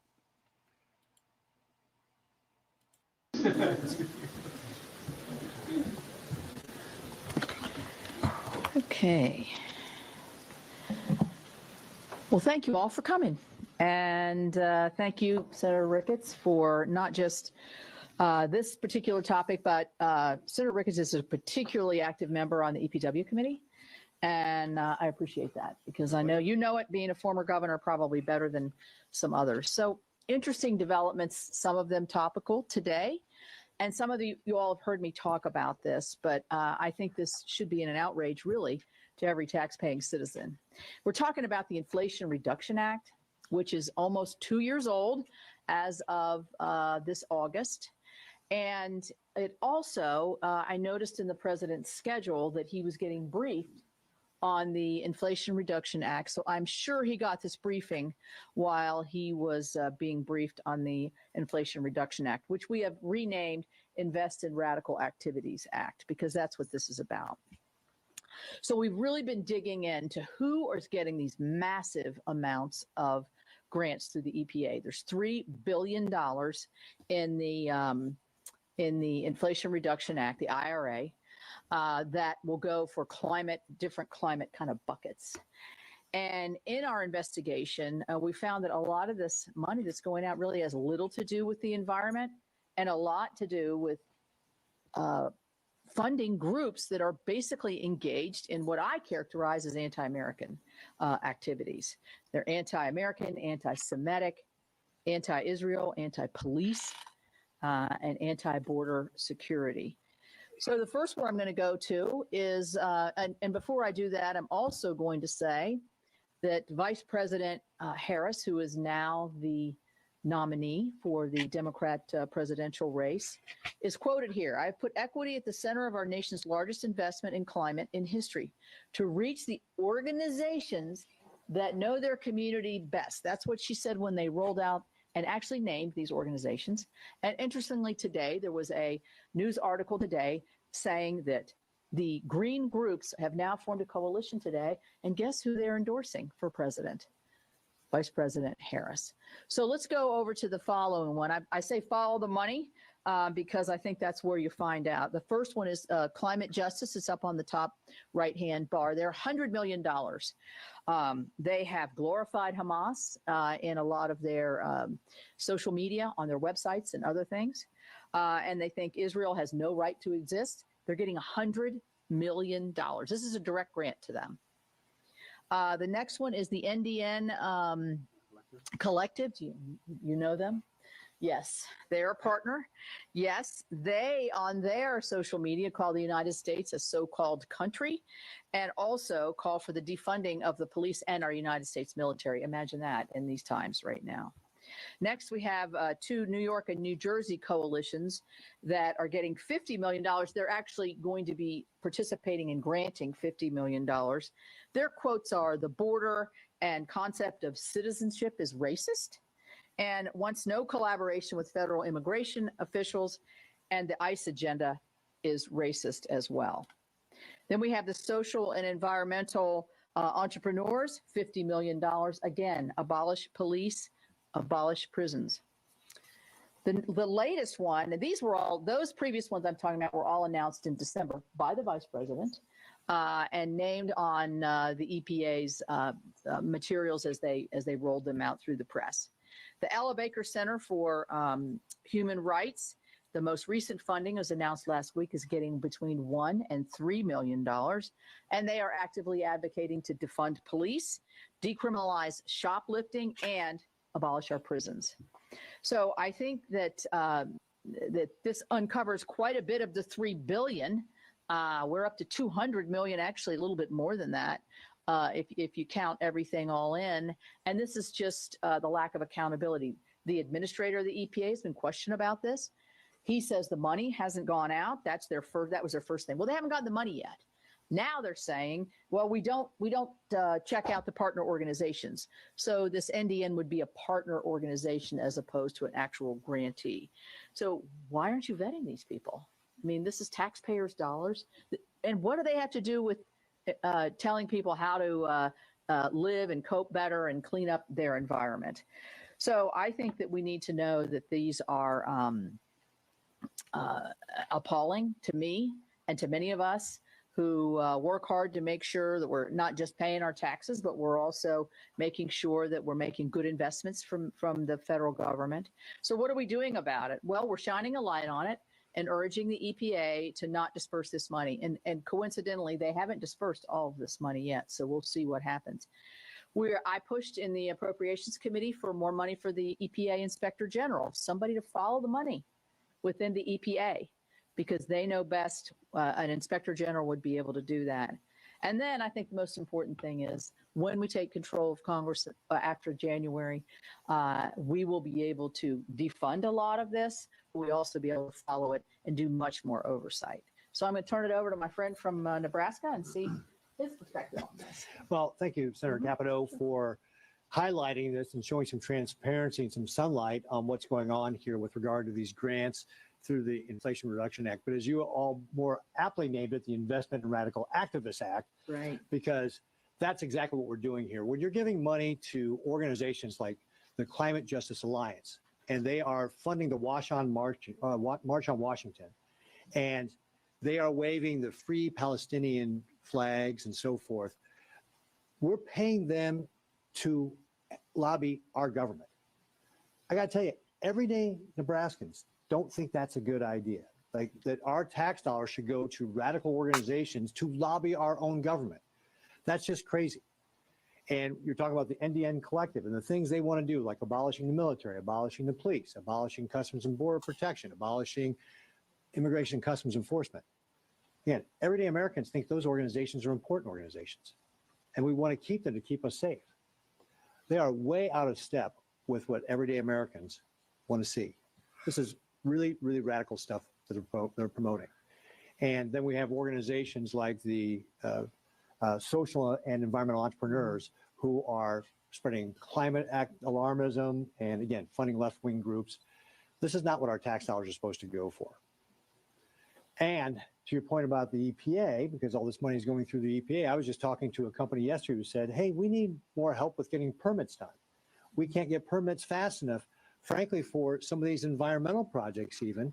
And it's because the money is going to fund these radical organizations and not that nobody's paying attention to how many people they've got working in their different regions to be able to help get these permits processed. So on the one hand, the EPA's got legitimate business they're not getting done. On the other hand, they're funding these radical environmentalists and other sorts of organizations. And again, it just gets back to everyday Americans, that's not how they want their money spent. They want their money spent here in Washington, D.C. wisely. And when you see the frustration that people have in Washington, D.C., this is a prime example of why they have that frustration. So I want to, again, thank Senator Capito for highlighting this, for shining some sunshine on this so that we can get some changes made. We are now sitting at $35 trillion in debt. We have got to get our spending under control, and spending on this kind of radical activism is not the way we should be spending our tax dollars. I'll turn it over to you. Well said. Well said. So any questions? Yeah. Josh? Yeah, thanks for doing this. Just not, I mean, as far as you said, you know, if you take back to Congress, you would take, you know, go back this program. I mean, as far as in the universe of IRA components, do you view this as what a kind of right to start? If there things you think Trump should prioritize? Well, I mean, because he's talking about almost the entirety of the bill. okay, we know, well, number one, there's been a recent rush to get this money out. And that's because they know that there's a likelihood, we like to think a high likelihood, that the administration will change come November. And so they're rushing to get the money out. And you see who they're sending it to. So we have that, how in this pot of money, in the $3 billion for the EPA, it would probably be predicated on how much is left. We would certainly try to claw that back. But at the minimum, we would have more opportunity for sunlight here and more opportunity for oversight. In terms of other parts of the IRA, I think some of the tax provisions, I mean, it was just such a bloated, Pete's talked about our debt. We talked about the inflation. Everybody who knows anything attributes our inflationary rise over the last 2 years to this IRA and the bloated spending, and then cap that with the expansion of our debt. So I think this is something that would be a top priority for all of us. And I don't know if you want to say anything about what we could and would do. Yeah, I mean, when you look at partisan bills that are passed that include reckless spending, it's one of the things that's driving inflation. We've got to control that if we're going to get inflation under control. There's other things that we have to do, like being able to use our own energy resources to help bring prices down. But we've got to get the spending under control. And so if we have a new administration and a new opportunity, we got to be able to start reining some of this money in, especially when it's being wasted on radical political activities, which is not what the American taxpayer signed up for. Yeah. Do you feel like you have any recourse more immediately to try to figure out what these groups are doing with this money? Like, are you sending letters to EPA or the groups? Well, EPA is well aware of our extreme concern on this. I mean, here's a small victory.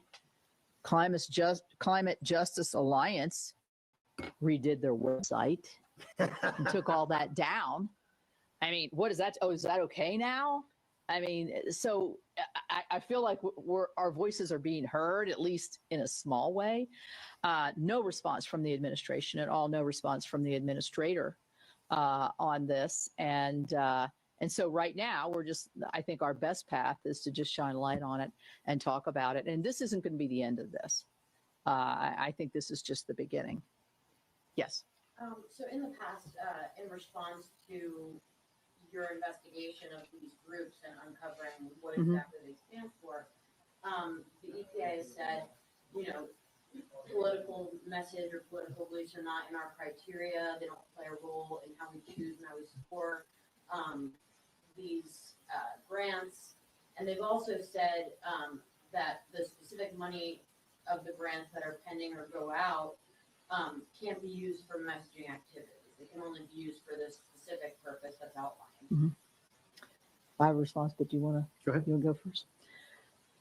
Well, I mean, common sense tells you if you have $100 million coming into your nonprofit organization and you have certain political beliefs that you've been espousing all through your existence, not just in your social media, but for years, that to say that you would never use that money to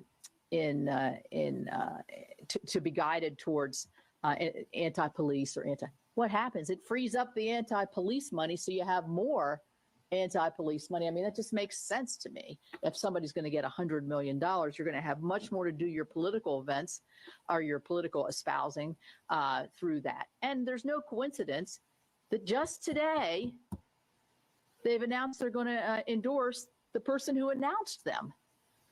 And the EPA administrators, I like him, but his response to this has been very, very deficit. He told the House members when questioned about this, because they got the information from us, he told the House members, well, they haven't gotten it yet. Well, why are you putting a press release out that these are the people that are going to get it? These are the organizations that are going to get it if you don't intend to actually give them the money? I mean, that to me is either at the least sloppy or at the most deceptive and, oh, you kind of got caught being unaware or tried to slip something through. So I don't know. Yeah, I would just build upon that. Money's fungible, right? You can move money around. And so if you've got money that covers administrative expenses, you're paying part of the rent. That part of the rent means that you don't have to go out and raise the money to do your political activities, right? So the money's fungible. The other thing I'd point out is that there's been such a lack of diligence from the EPA that allows the money to go to these groups. Why would we have any confidence that they're doing any sort of audit to make sure the grant money is being spent in the way that it's supposed to be spent? I don't have any confidence the EPA is checking up on these groups after even just seeing the groups they've gone to. So zero confidence the EPA actually knows how this money is being spent. And do you believe that when they say that political affiliation or messaging has nothing to do with their criteria, it's not involved? I would say I would question that back and say, why are we paying for any political activity? It should be a criteria. You should say you cannot have this if you are going to, lobby the federal government with the money that we're giving, right? And then, again, unless you're actually auditing to find that out, we can't have any confidence in that. I mean, I'll go back to what I said earlier. If you have no political messaging and you're not supposed to be a political group, why are you endorsing somebody for president if you're not interested in the political environment? Yeah. Is this something that you've asked the EPA Inspector General, or GAO to look into? We haven't asked yet. I don't believe I got my staff back here, but I will tell you this.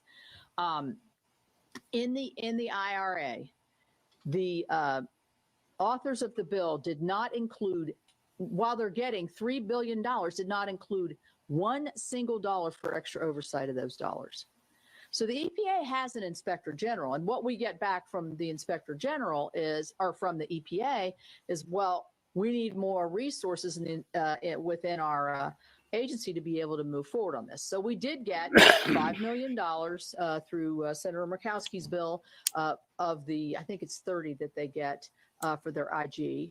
$5 million is directed towards this. So that's a minor victory. I had an amendment that would have said we need to move this up to 20 million because to try to follow the money of $3 billion, that's a pretty hefty load. And that's what happens when you pour so much money in so fast, it gets wasted. We see it all the time. Why don't we learn the lesson of this And now it's not only getting wasted, it's getting poured into radical activists. So thanks a lot. Yep. Did you have a next question? I was just going to say, following up on that, is are you sort of keeping that option in the quiver? Right. Depending on the future stage? Well, we're not, this is not the end of this. So yes, I think we will pursue. And by the way, nice flower.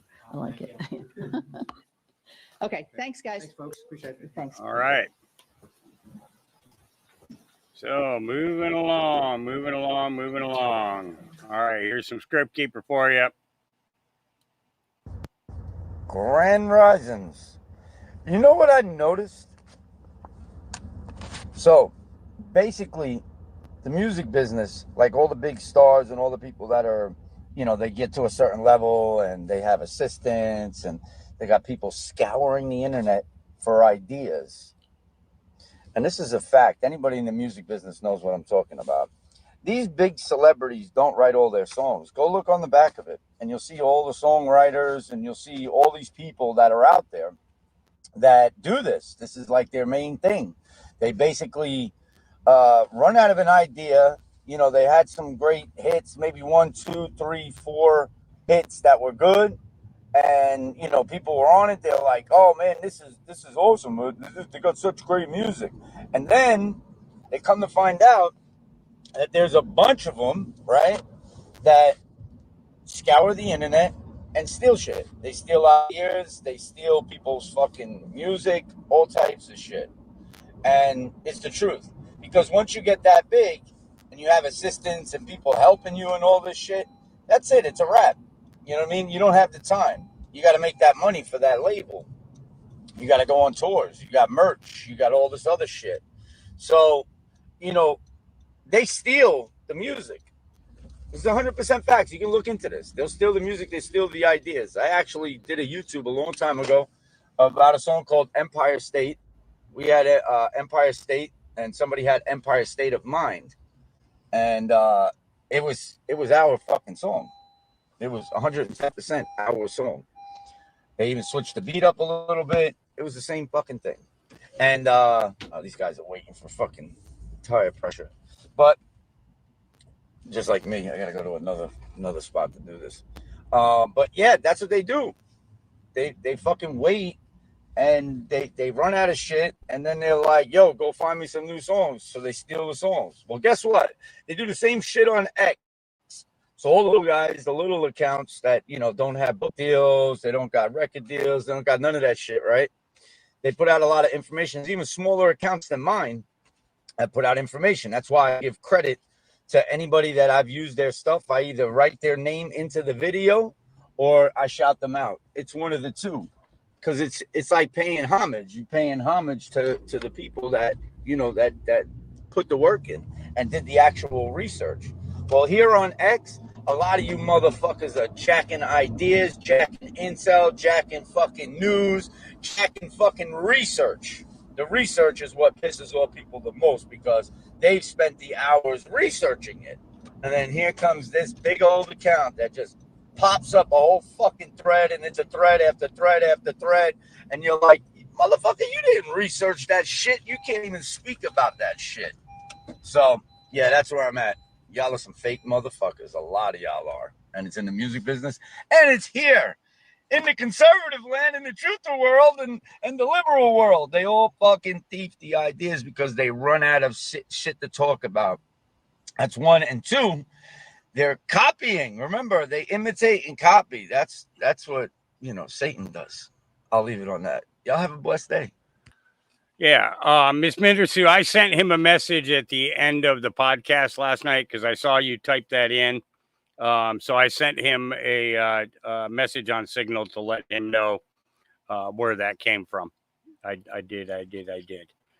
So that he could identify your name with that donation, and I'm sure that he appreciates it deeply. All right, here we go.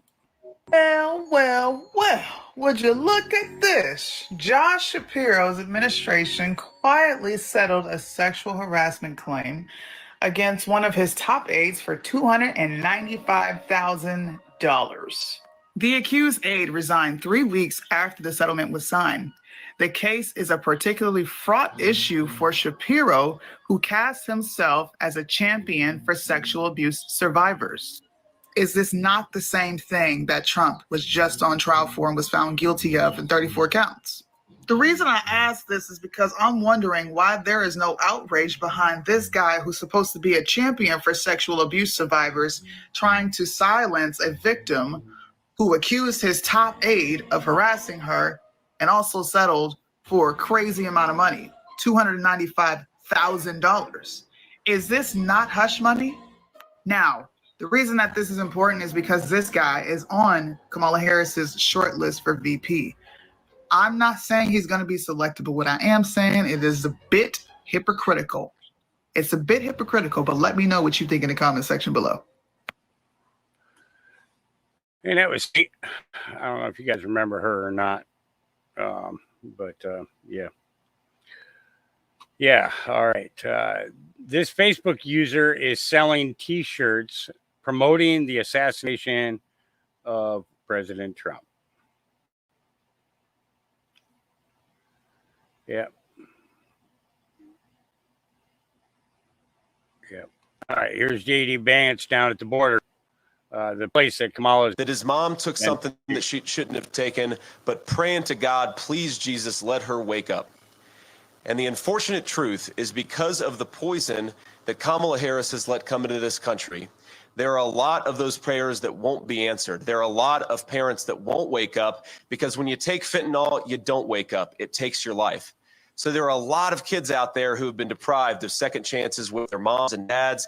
There are a lot of moms and dads out there who will never see their kids walk down the aisle because of what Kamala Harris has unleashed at this border. The human toll of this is the thing that we cannot forget. We have got kids who can't learn in schools because their kids have been overwhelmed with migrant children who shouldn't be there. We've got hospitals where the wait times have exploded because illegal aliens are standing in front of the line of American citizens. The media needs to tell the truth, and Kamala Harris needs to change course on this crazy border mess, or the people who suffer the most are the people who can least afford to suffer. Now, I've heard so many stories just in the last half hour of how these guys have failed the American people and especially failed our children. But I want to introduce some of the people who are fighting this day in and day out. And some of them, I'm sure, can tell you some stories. And it's just unbelievable. It is unbelievable what we're letting happen at this southern border. And we're letting it happen because Kamala Harris refuses to do her job. What President Trump and I promise to the American people is very simple. This is not rocket science. It is not hard to secure the southern border. You just have to re-implement some common sense policies. You've got to re-implement Remain in Mexico. You've got to stop catch and release. You've got to force the asylum seekers to stay in Mexico while their claims are being adjudicated. And you've got to finish this border wall and re-implement deportations. If people can come into this country and they know they're never going to be deported, you effectively have an open border. That's what Kamala Harris promised. That's what Kamala Harris did. And Donald Trump and I promised to do exactly the opposite. So first, of course, we saw great Sheriff of Cochise County, Bob Watkins. Thank you for doing what you do, and thanks for answering some of my questions. I want to introduce John Ladd, who is a fourth-generation rancher, who's told me things today. It's just hard to believe. You have people coming into his ranch, chasing his cattle, stealing his equipment, destroying his property, and his own government refuses to stop it. John, I'm sorry. As a United States Senator, I am ashamed at what this Harris administration has done, and I promise it's going to get better in about 6 months. Thank you, John. I want to talk about Paul Perez, who is at the front line of pushing back against this crazy border policy. If you think about it, have we ever had an American border policy that is so at odds with the people who are actually doing it? You talk to these Border Patrol agents and they are enraged that the Harris administration won't let them do their job. They just want to keep people safe. They need a president who lets them do that. So Paul, if you want to say a few words, I think the media would love to hear from you. So under President Trump, we had a secure border. We have the ability, the knowledge, and the will to secure this border. All we need is somebody like President Trump and Senator Vance to come into and let us do our job. We can secure this border. President Trump showed the American people that he can secure the border. All Border Czar Harris has shown is that they can create chaos on this border. Our communities are suffering. People are overdosing from fentanyl. This can be stopped. There is a playbook. President Trump had it, and he still has it. They can make it happen. Paul, thank you. And thanks, Brandon, for being here. Here are Brandon. Thanks so much. You guys are doing incredible work, despite the fact you don't have the support of an administration. I'm going to close here in a second, but I want to just point out that when the media lies about Kamala Harris being the border czar, here is what you're lying about. You cannot have an effective border policy unless you have somebody who is coordinating all the different agencies of the U.S. federal government. You need the State Department involved to send people back to their home countries. You need the Department of Justice involved to prosecute these terrible drug crimes. And of course, you need DHS involved so that the Border Patrol is empowered to do their job. Kamala Harris, as border czar, was asked to coordinate all these functions of government, and she's done nothing. Every time I ask these guys, and I even asked, Brandon, Paul, let's play devil's advocate here. Tell me, has Kamala Harris done anything you've asked her to do? She is the border czar. Has your border czar done anything you've asked her to do? And the answer is no. They send letters, they make phone calls, they are begging the American president and vice president for leadership, and their own border czar ignores them. That is a scandal, that is a disgrace, and to every American watching this, it will stop, but only if you elect Donald J. Trump president in just a few months. God bless you guys. Thank you for being here. All right. So we'll see where JD actually goes with this as we go along, right? All right. Those of you in Florida, I understand that you are going through or getting ready to go through another hurricane. So here we go.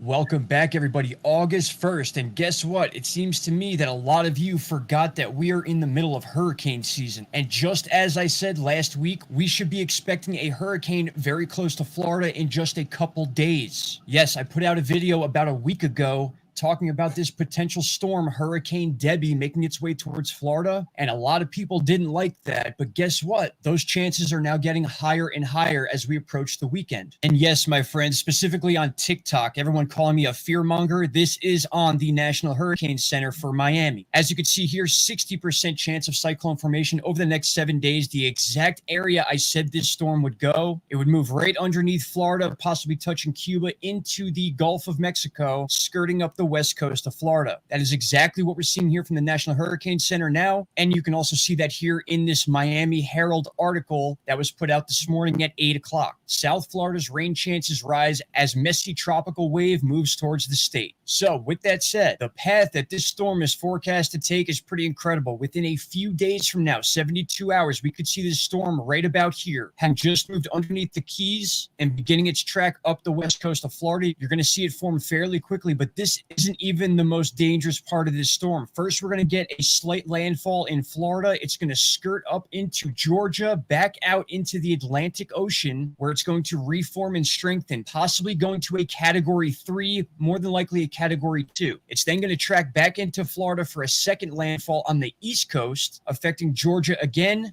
the Panhandle, Alabama, and then Mississippi, possibly Louisiana, before it skirts back out onto the East Coast again, and it's going to emerge right about here near the Carolinas and or Virginia. Incredible storm path we could possibly see with this. Now, part of the reason why I was able to predict this or forecast it is because we could see that this is literally bathwater. The entire Gulf of Mexico, all of the Caribbean, and even extending out towards the west coast of Africa. All 80+ degree temperatures here. This is the literal fuel that these hurricanes need to survive. And this one happens to be following the path where the water is the absolute warmest. You see 85, 85, 85, and then it makes that northern hook through 87, 87. And don't think for a second by the time we get to this point that these waters could be even warmer. And now that you got an idea of these temperatures here and replacing that chart with the tropical intensity index chart, you could see the exact path we're talking about is one of the paths that would do the most destruction and would give this storm a highly favorable chance of becoming a major hurricane. The entire Gulf is covered in this red, highly favorable area. So is where the storm wants to go, off the east coast here, as well as the path it's currently on, which is right about here. I mean, my friends, it doesn't take a rocket scientist to notice that when you have 10, 11, 12 states, specifically the Southeast, all under a major heat advisory, you can guarantee these waters are getting warmed up as well. We are in the absolute perfect position for major hurricanes right now, and we are just beginning to enter what we call peak hurricane season. Right now is August 1st. Look at this wall we get to climb to the peak of hurricane season just the first week of September. We have an entire month of hurricanes to lead into peak hurricane season, and then an entire month to get out of it. We have not even scratched the surface of what we're going to see with these storms, my friend. And just quickly, here is that little bubbling situation going on. This is what is going to become more than likely Hurricane Debbie, and we need to watch this thing as it approaches Florida. You need to have a plan now. If nothing happens, then that's good. You have all the things you need for the next hurricane. That's how you have to think about this. All right, my friends, I appreciate each and every one of you. Thank you for your time. I will have updates all day, every day about this storm until it is gone and over with, because that's just how we do it. All right, my friends, I'll talk to you all soon. Take care. Bye-bye.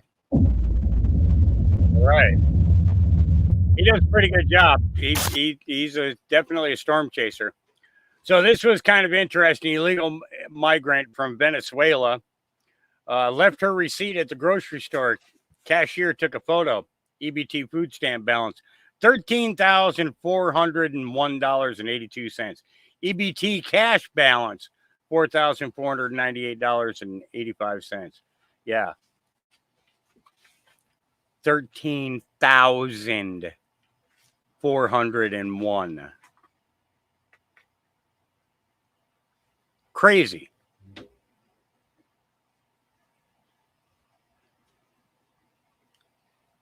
Just ridiculous.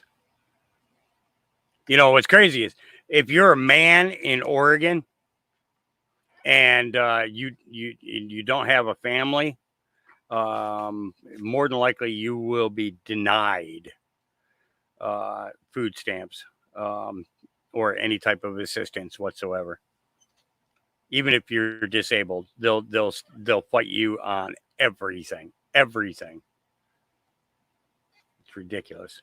Yeah, absolutely shocking. Met police caught on camera saying, "Pick one out." Volume up. Please continue to move in and arrest people at random with zero reason to do so. This is 2024 Labor Britain. This is tyranny.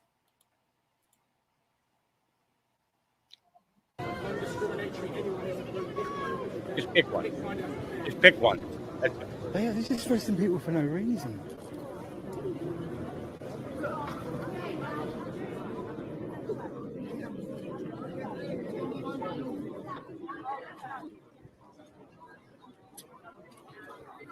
Here, let's take a kid. Let's take a kid and ruin his life. I've got a YouTube channel and I filmed everything I've done today. And I can prove I wasn't involved in any violent disorder. I've just video and filmed. Yep. Just taking anybody. They're not even doing anything. Ridiculous. Yep. All right. MJ Truth Ultra says busted. They've been saying that Trump's team pulled him out 34 minutes early because he did poorly. As Herrick Faulkner asked her last question, the ABC hack looked and she could be heard saying, have to wrap it up. Yeah, here we go.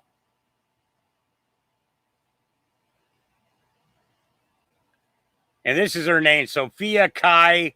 See you next Tuesday. Trump agreed to sit for an hour-long interview. His team cut off at 34 minutes. An indication of how much of a train wreck it was for him and how good it was, how good the questioning was. Yeah, I think not. What do you do on day one if you win? What's your first thing? What do? I close the border. And I do two things, because I can do a lot of things simultaneously. I close the border. We don't want people. What do you do on day one if you win? What's your first thing? What do? I close the border. And I do two things, because I can do a lot of things simultaneously. I close the border. We don't want people. What do you do on day one? Yeah. You can see her mouthing it back there. Yep. Yeah.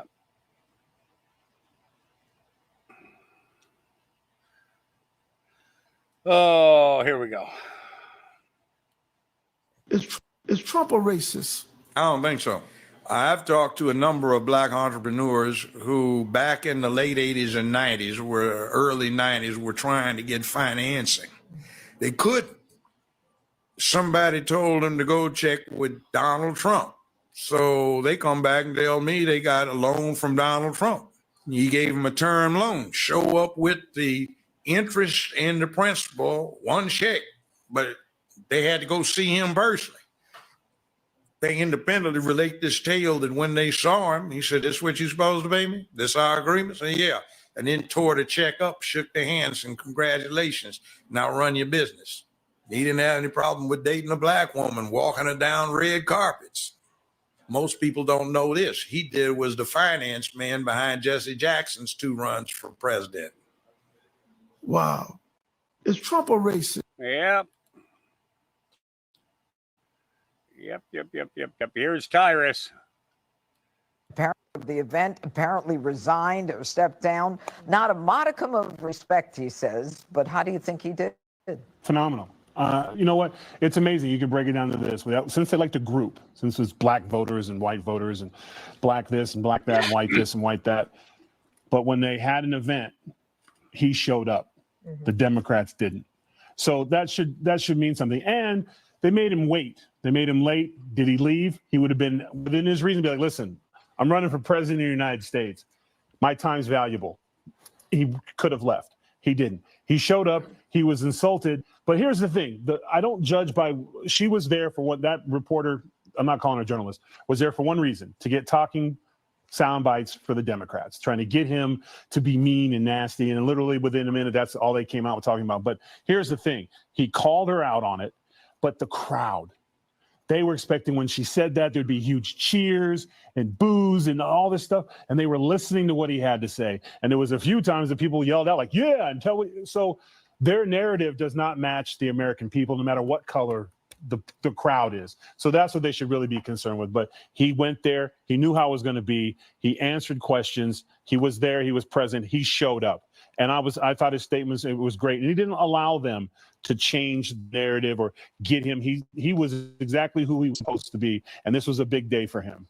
And, you know, Dana, what about the fact that Trump has gone to places where Republican candidates have avoided? I mean, South Bronx, Harlem. Yeah. Yeah. All right. Here's an update from Marion County, Florida. Marion County, a sting operation ended with more than 30 guys busted. Right here, investigators say the suspects were targeting children online, some as young as, get this, 13 years old. Channel 9's Giovanni Diaz live outside the sheriff's office working this one for us tonight. And Gio, this apparently was a massive operation. A massive operation that involved several law enforcement agencies, Martha, and that includes the Ocala PD, the Marion County Sheriff's Office, and even the Department of Homeland Security. Now, over the course of 6 days, 33 men were arrested. About what you're doing? What, hiring? This is the moment when 27-year-old Francisco Alvarez Stelo was arrested. Investigators say he had just set up an encounter with a child. How old? She said she was 14, but that's another bro. She's the one over texting me all this other so. The man, just one of the 33 arrested following a sting operation to crack down on online child predators. Most of the things during these chats should, for parents, you should be disgusted. You should be shocked. The Marion County Sheriff's Office, along with the Ocala and Chiefland PD and the Department of Homeland Security, teamed up for the operation. Investigators posing as children online to locate the suspects. When they are meeting with the children, they're expecting children to be between the ages of 13 and 15. Instead of meeting the children, guess what? Get on the ground! Get down! They meet us. Some of the men arrested are from different states, and one of them, 48-year-old Joseph Rocco Quaranta, even works as a Little League coach in Dunellen, Florida. Many others were undocumented immigrants, and according to the sheriff's office, They are now in the process of deportation. There is no packing your. There is putting his in something and getting him out of the United States. The sheriff also warning parents about online safety, especially for teenagers. If you're not being a parent and you're not being nosy, if you're not getting into their business, then you're part of the problem as well, too. Now, just in the last hour, the Dunellen Little League posted a statement to their Facebook page announcing that they are removing the coach.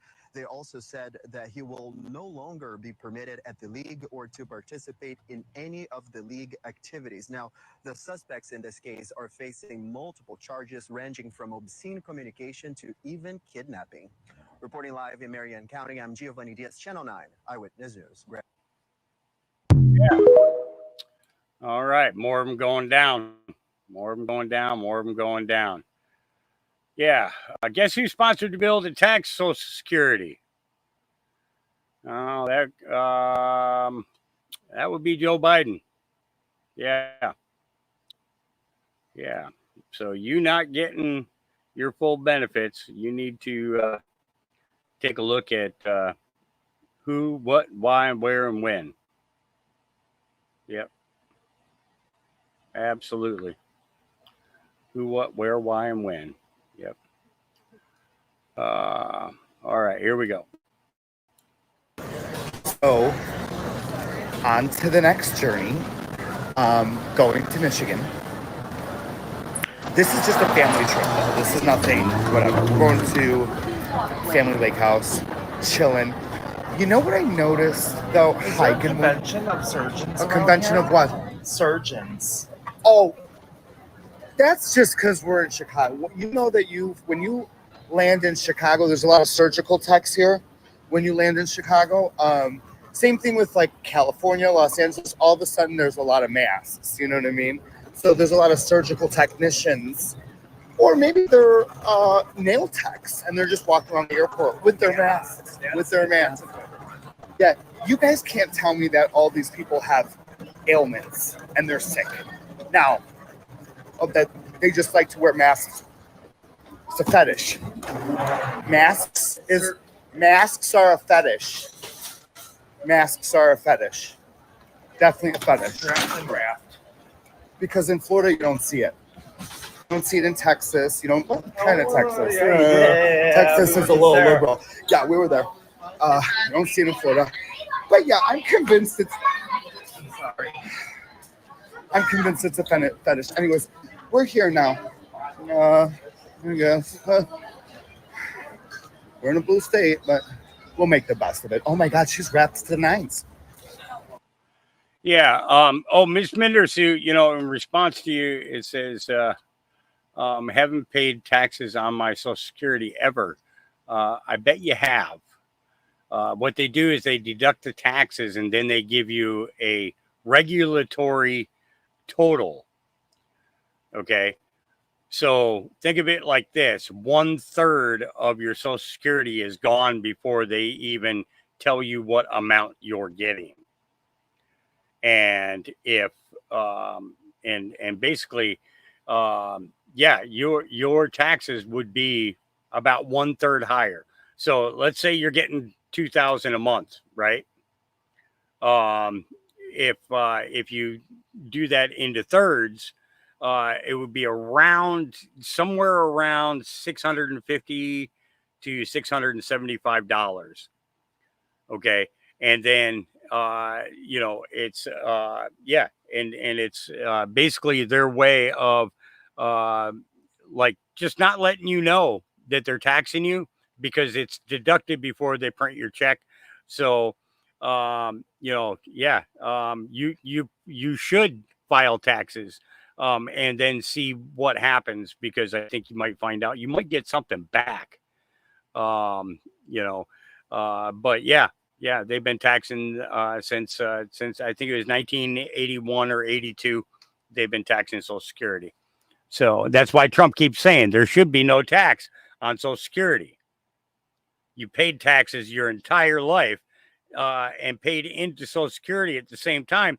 What you put in is what you should be able to get out. whether, and this is the thing is maybe it shouldn't be a monthly thing. Maybe you should have the option to get all of your Social Security funds at one time, all at once. So that way there you can provide for yourself monthly instead of worrying about what they're doing. You know what I'm saying? So I think a bunch of things have to change where Social Security is concerned. And then you got people who are disabled that can't even get it. And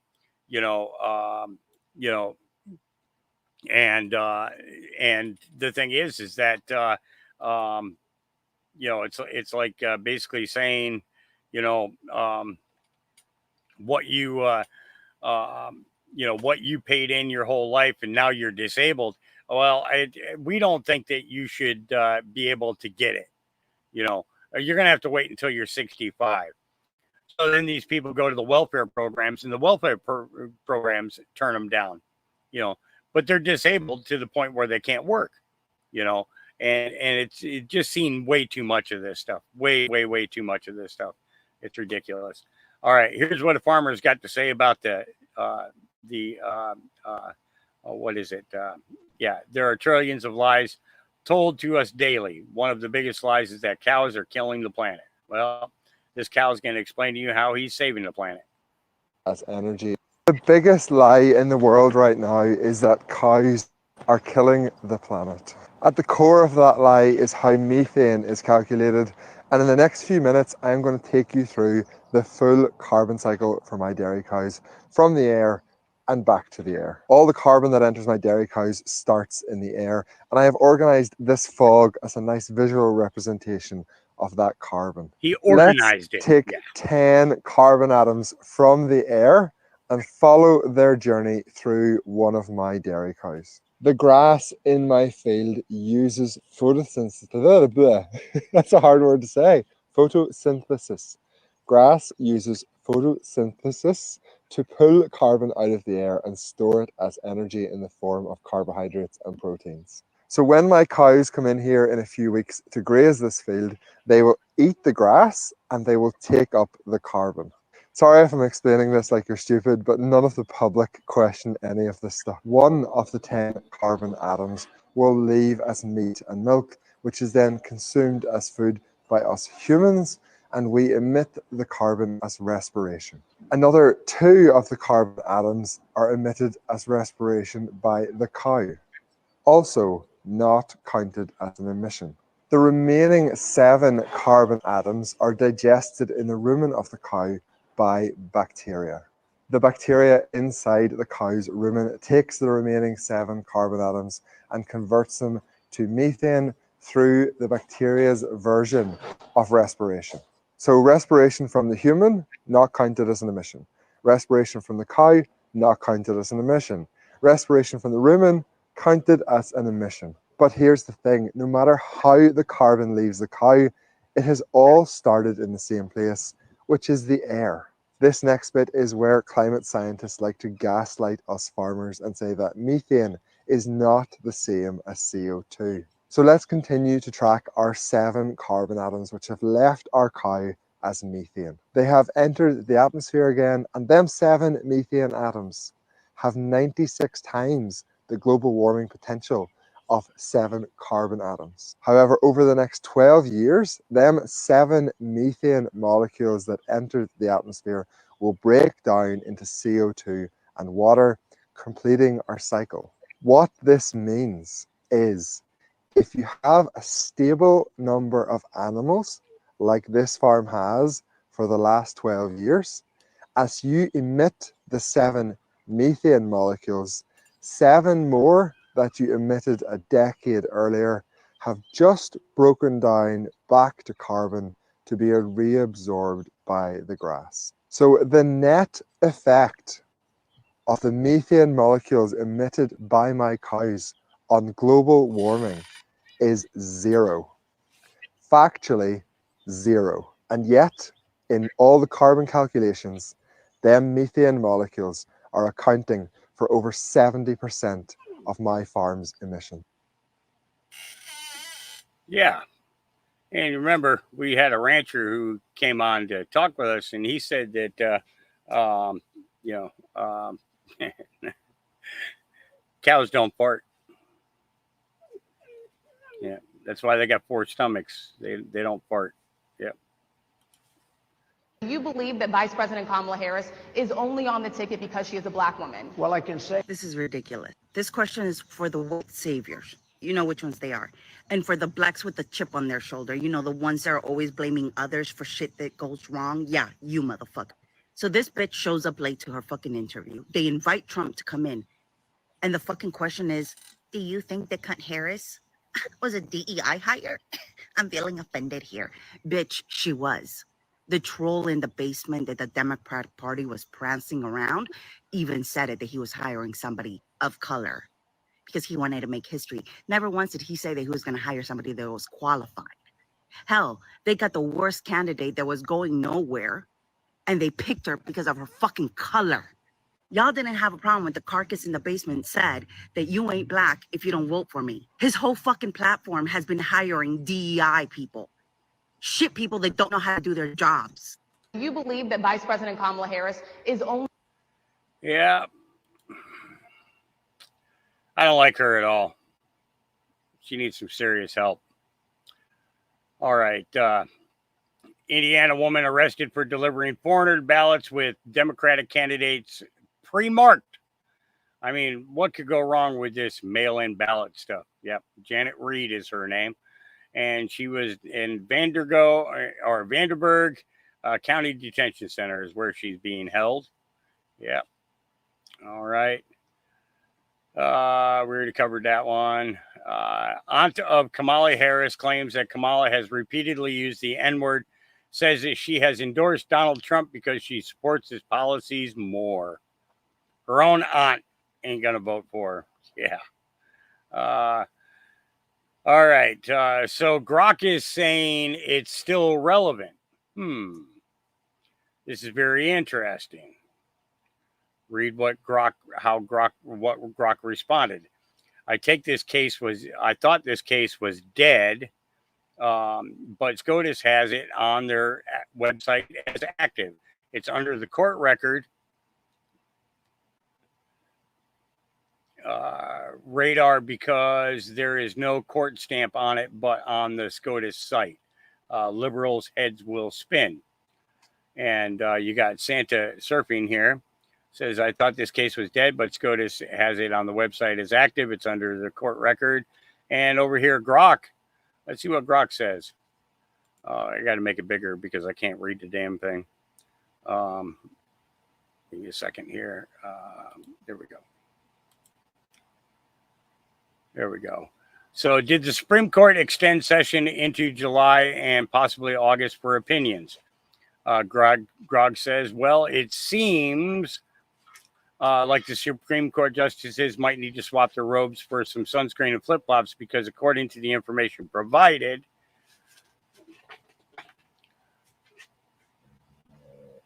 they've been working overtime. The Supreme Court has indeed extended its session into July to wrap up some important matters, probably because they didn't want to leave any cases hanging like a cliffhanger in a TV series finale. They've been as busy as beaver in log cutting contests, issuing opinions, and handling emergency applications even after their summer recess.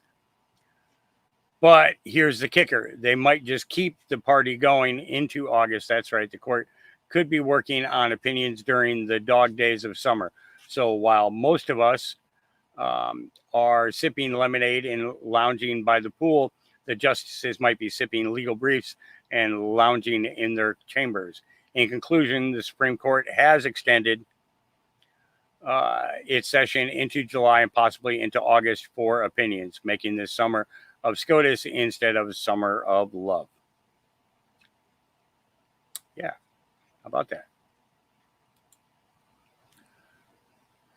All right. Yeah. All right, guys. I'm going to call it here. My back is not doing well today. I just, it's super uncomfortable to sit here. So I'm going to stretch it out and see if I can get this thing under control. Plus, I need to shut down the generator for a while, conserve on gas. It's blowing through anywhere between 6 to 10 gallons just for a 12-hour period. And yeah, I need to cut back on that. So my freezer's frozen. You guys got info, and I will see you again tomorrow. Remember, our Creator, He loves you. His Son, the Christ, He loves you, and I love you. And we'll see you again tomorrow. Peace.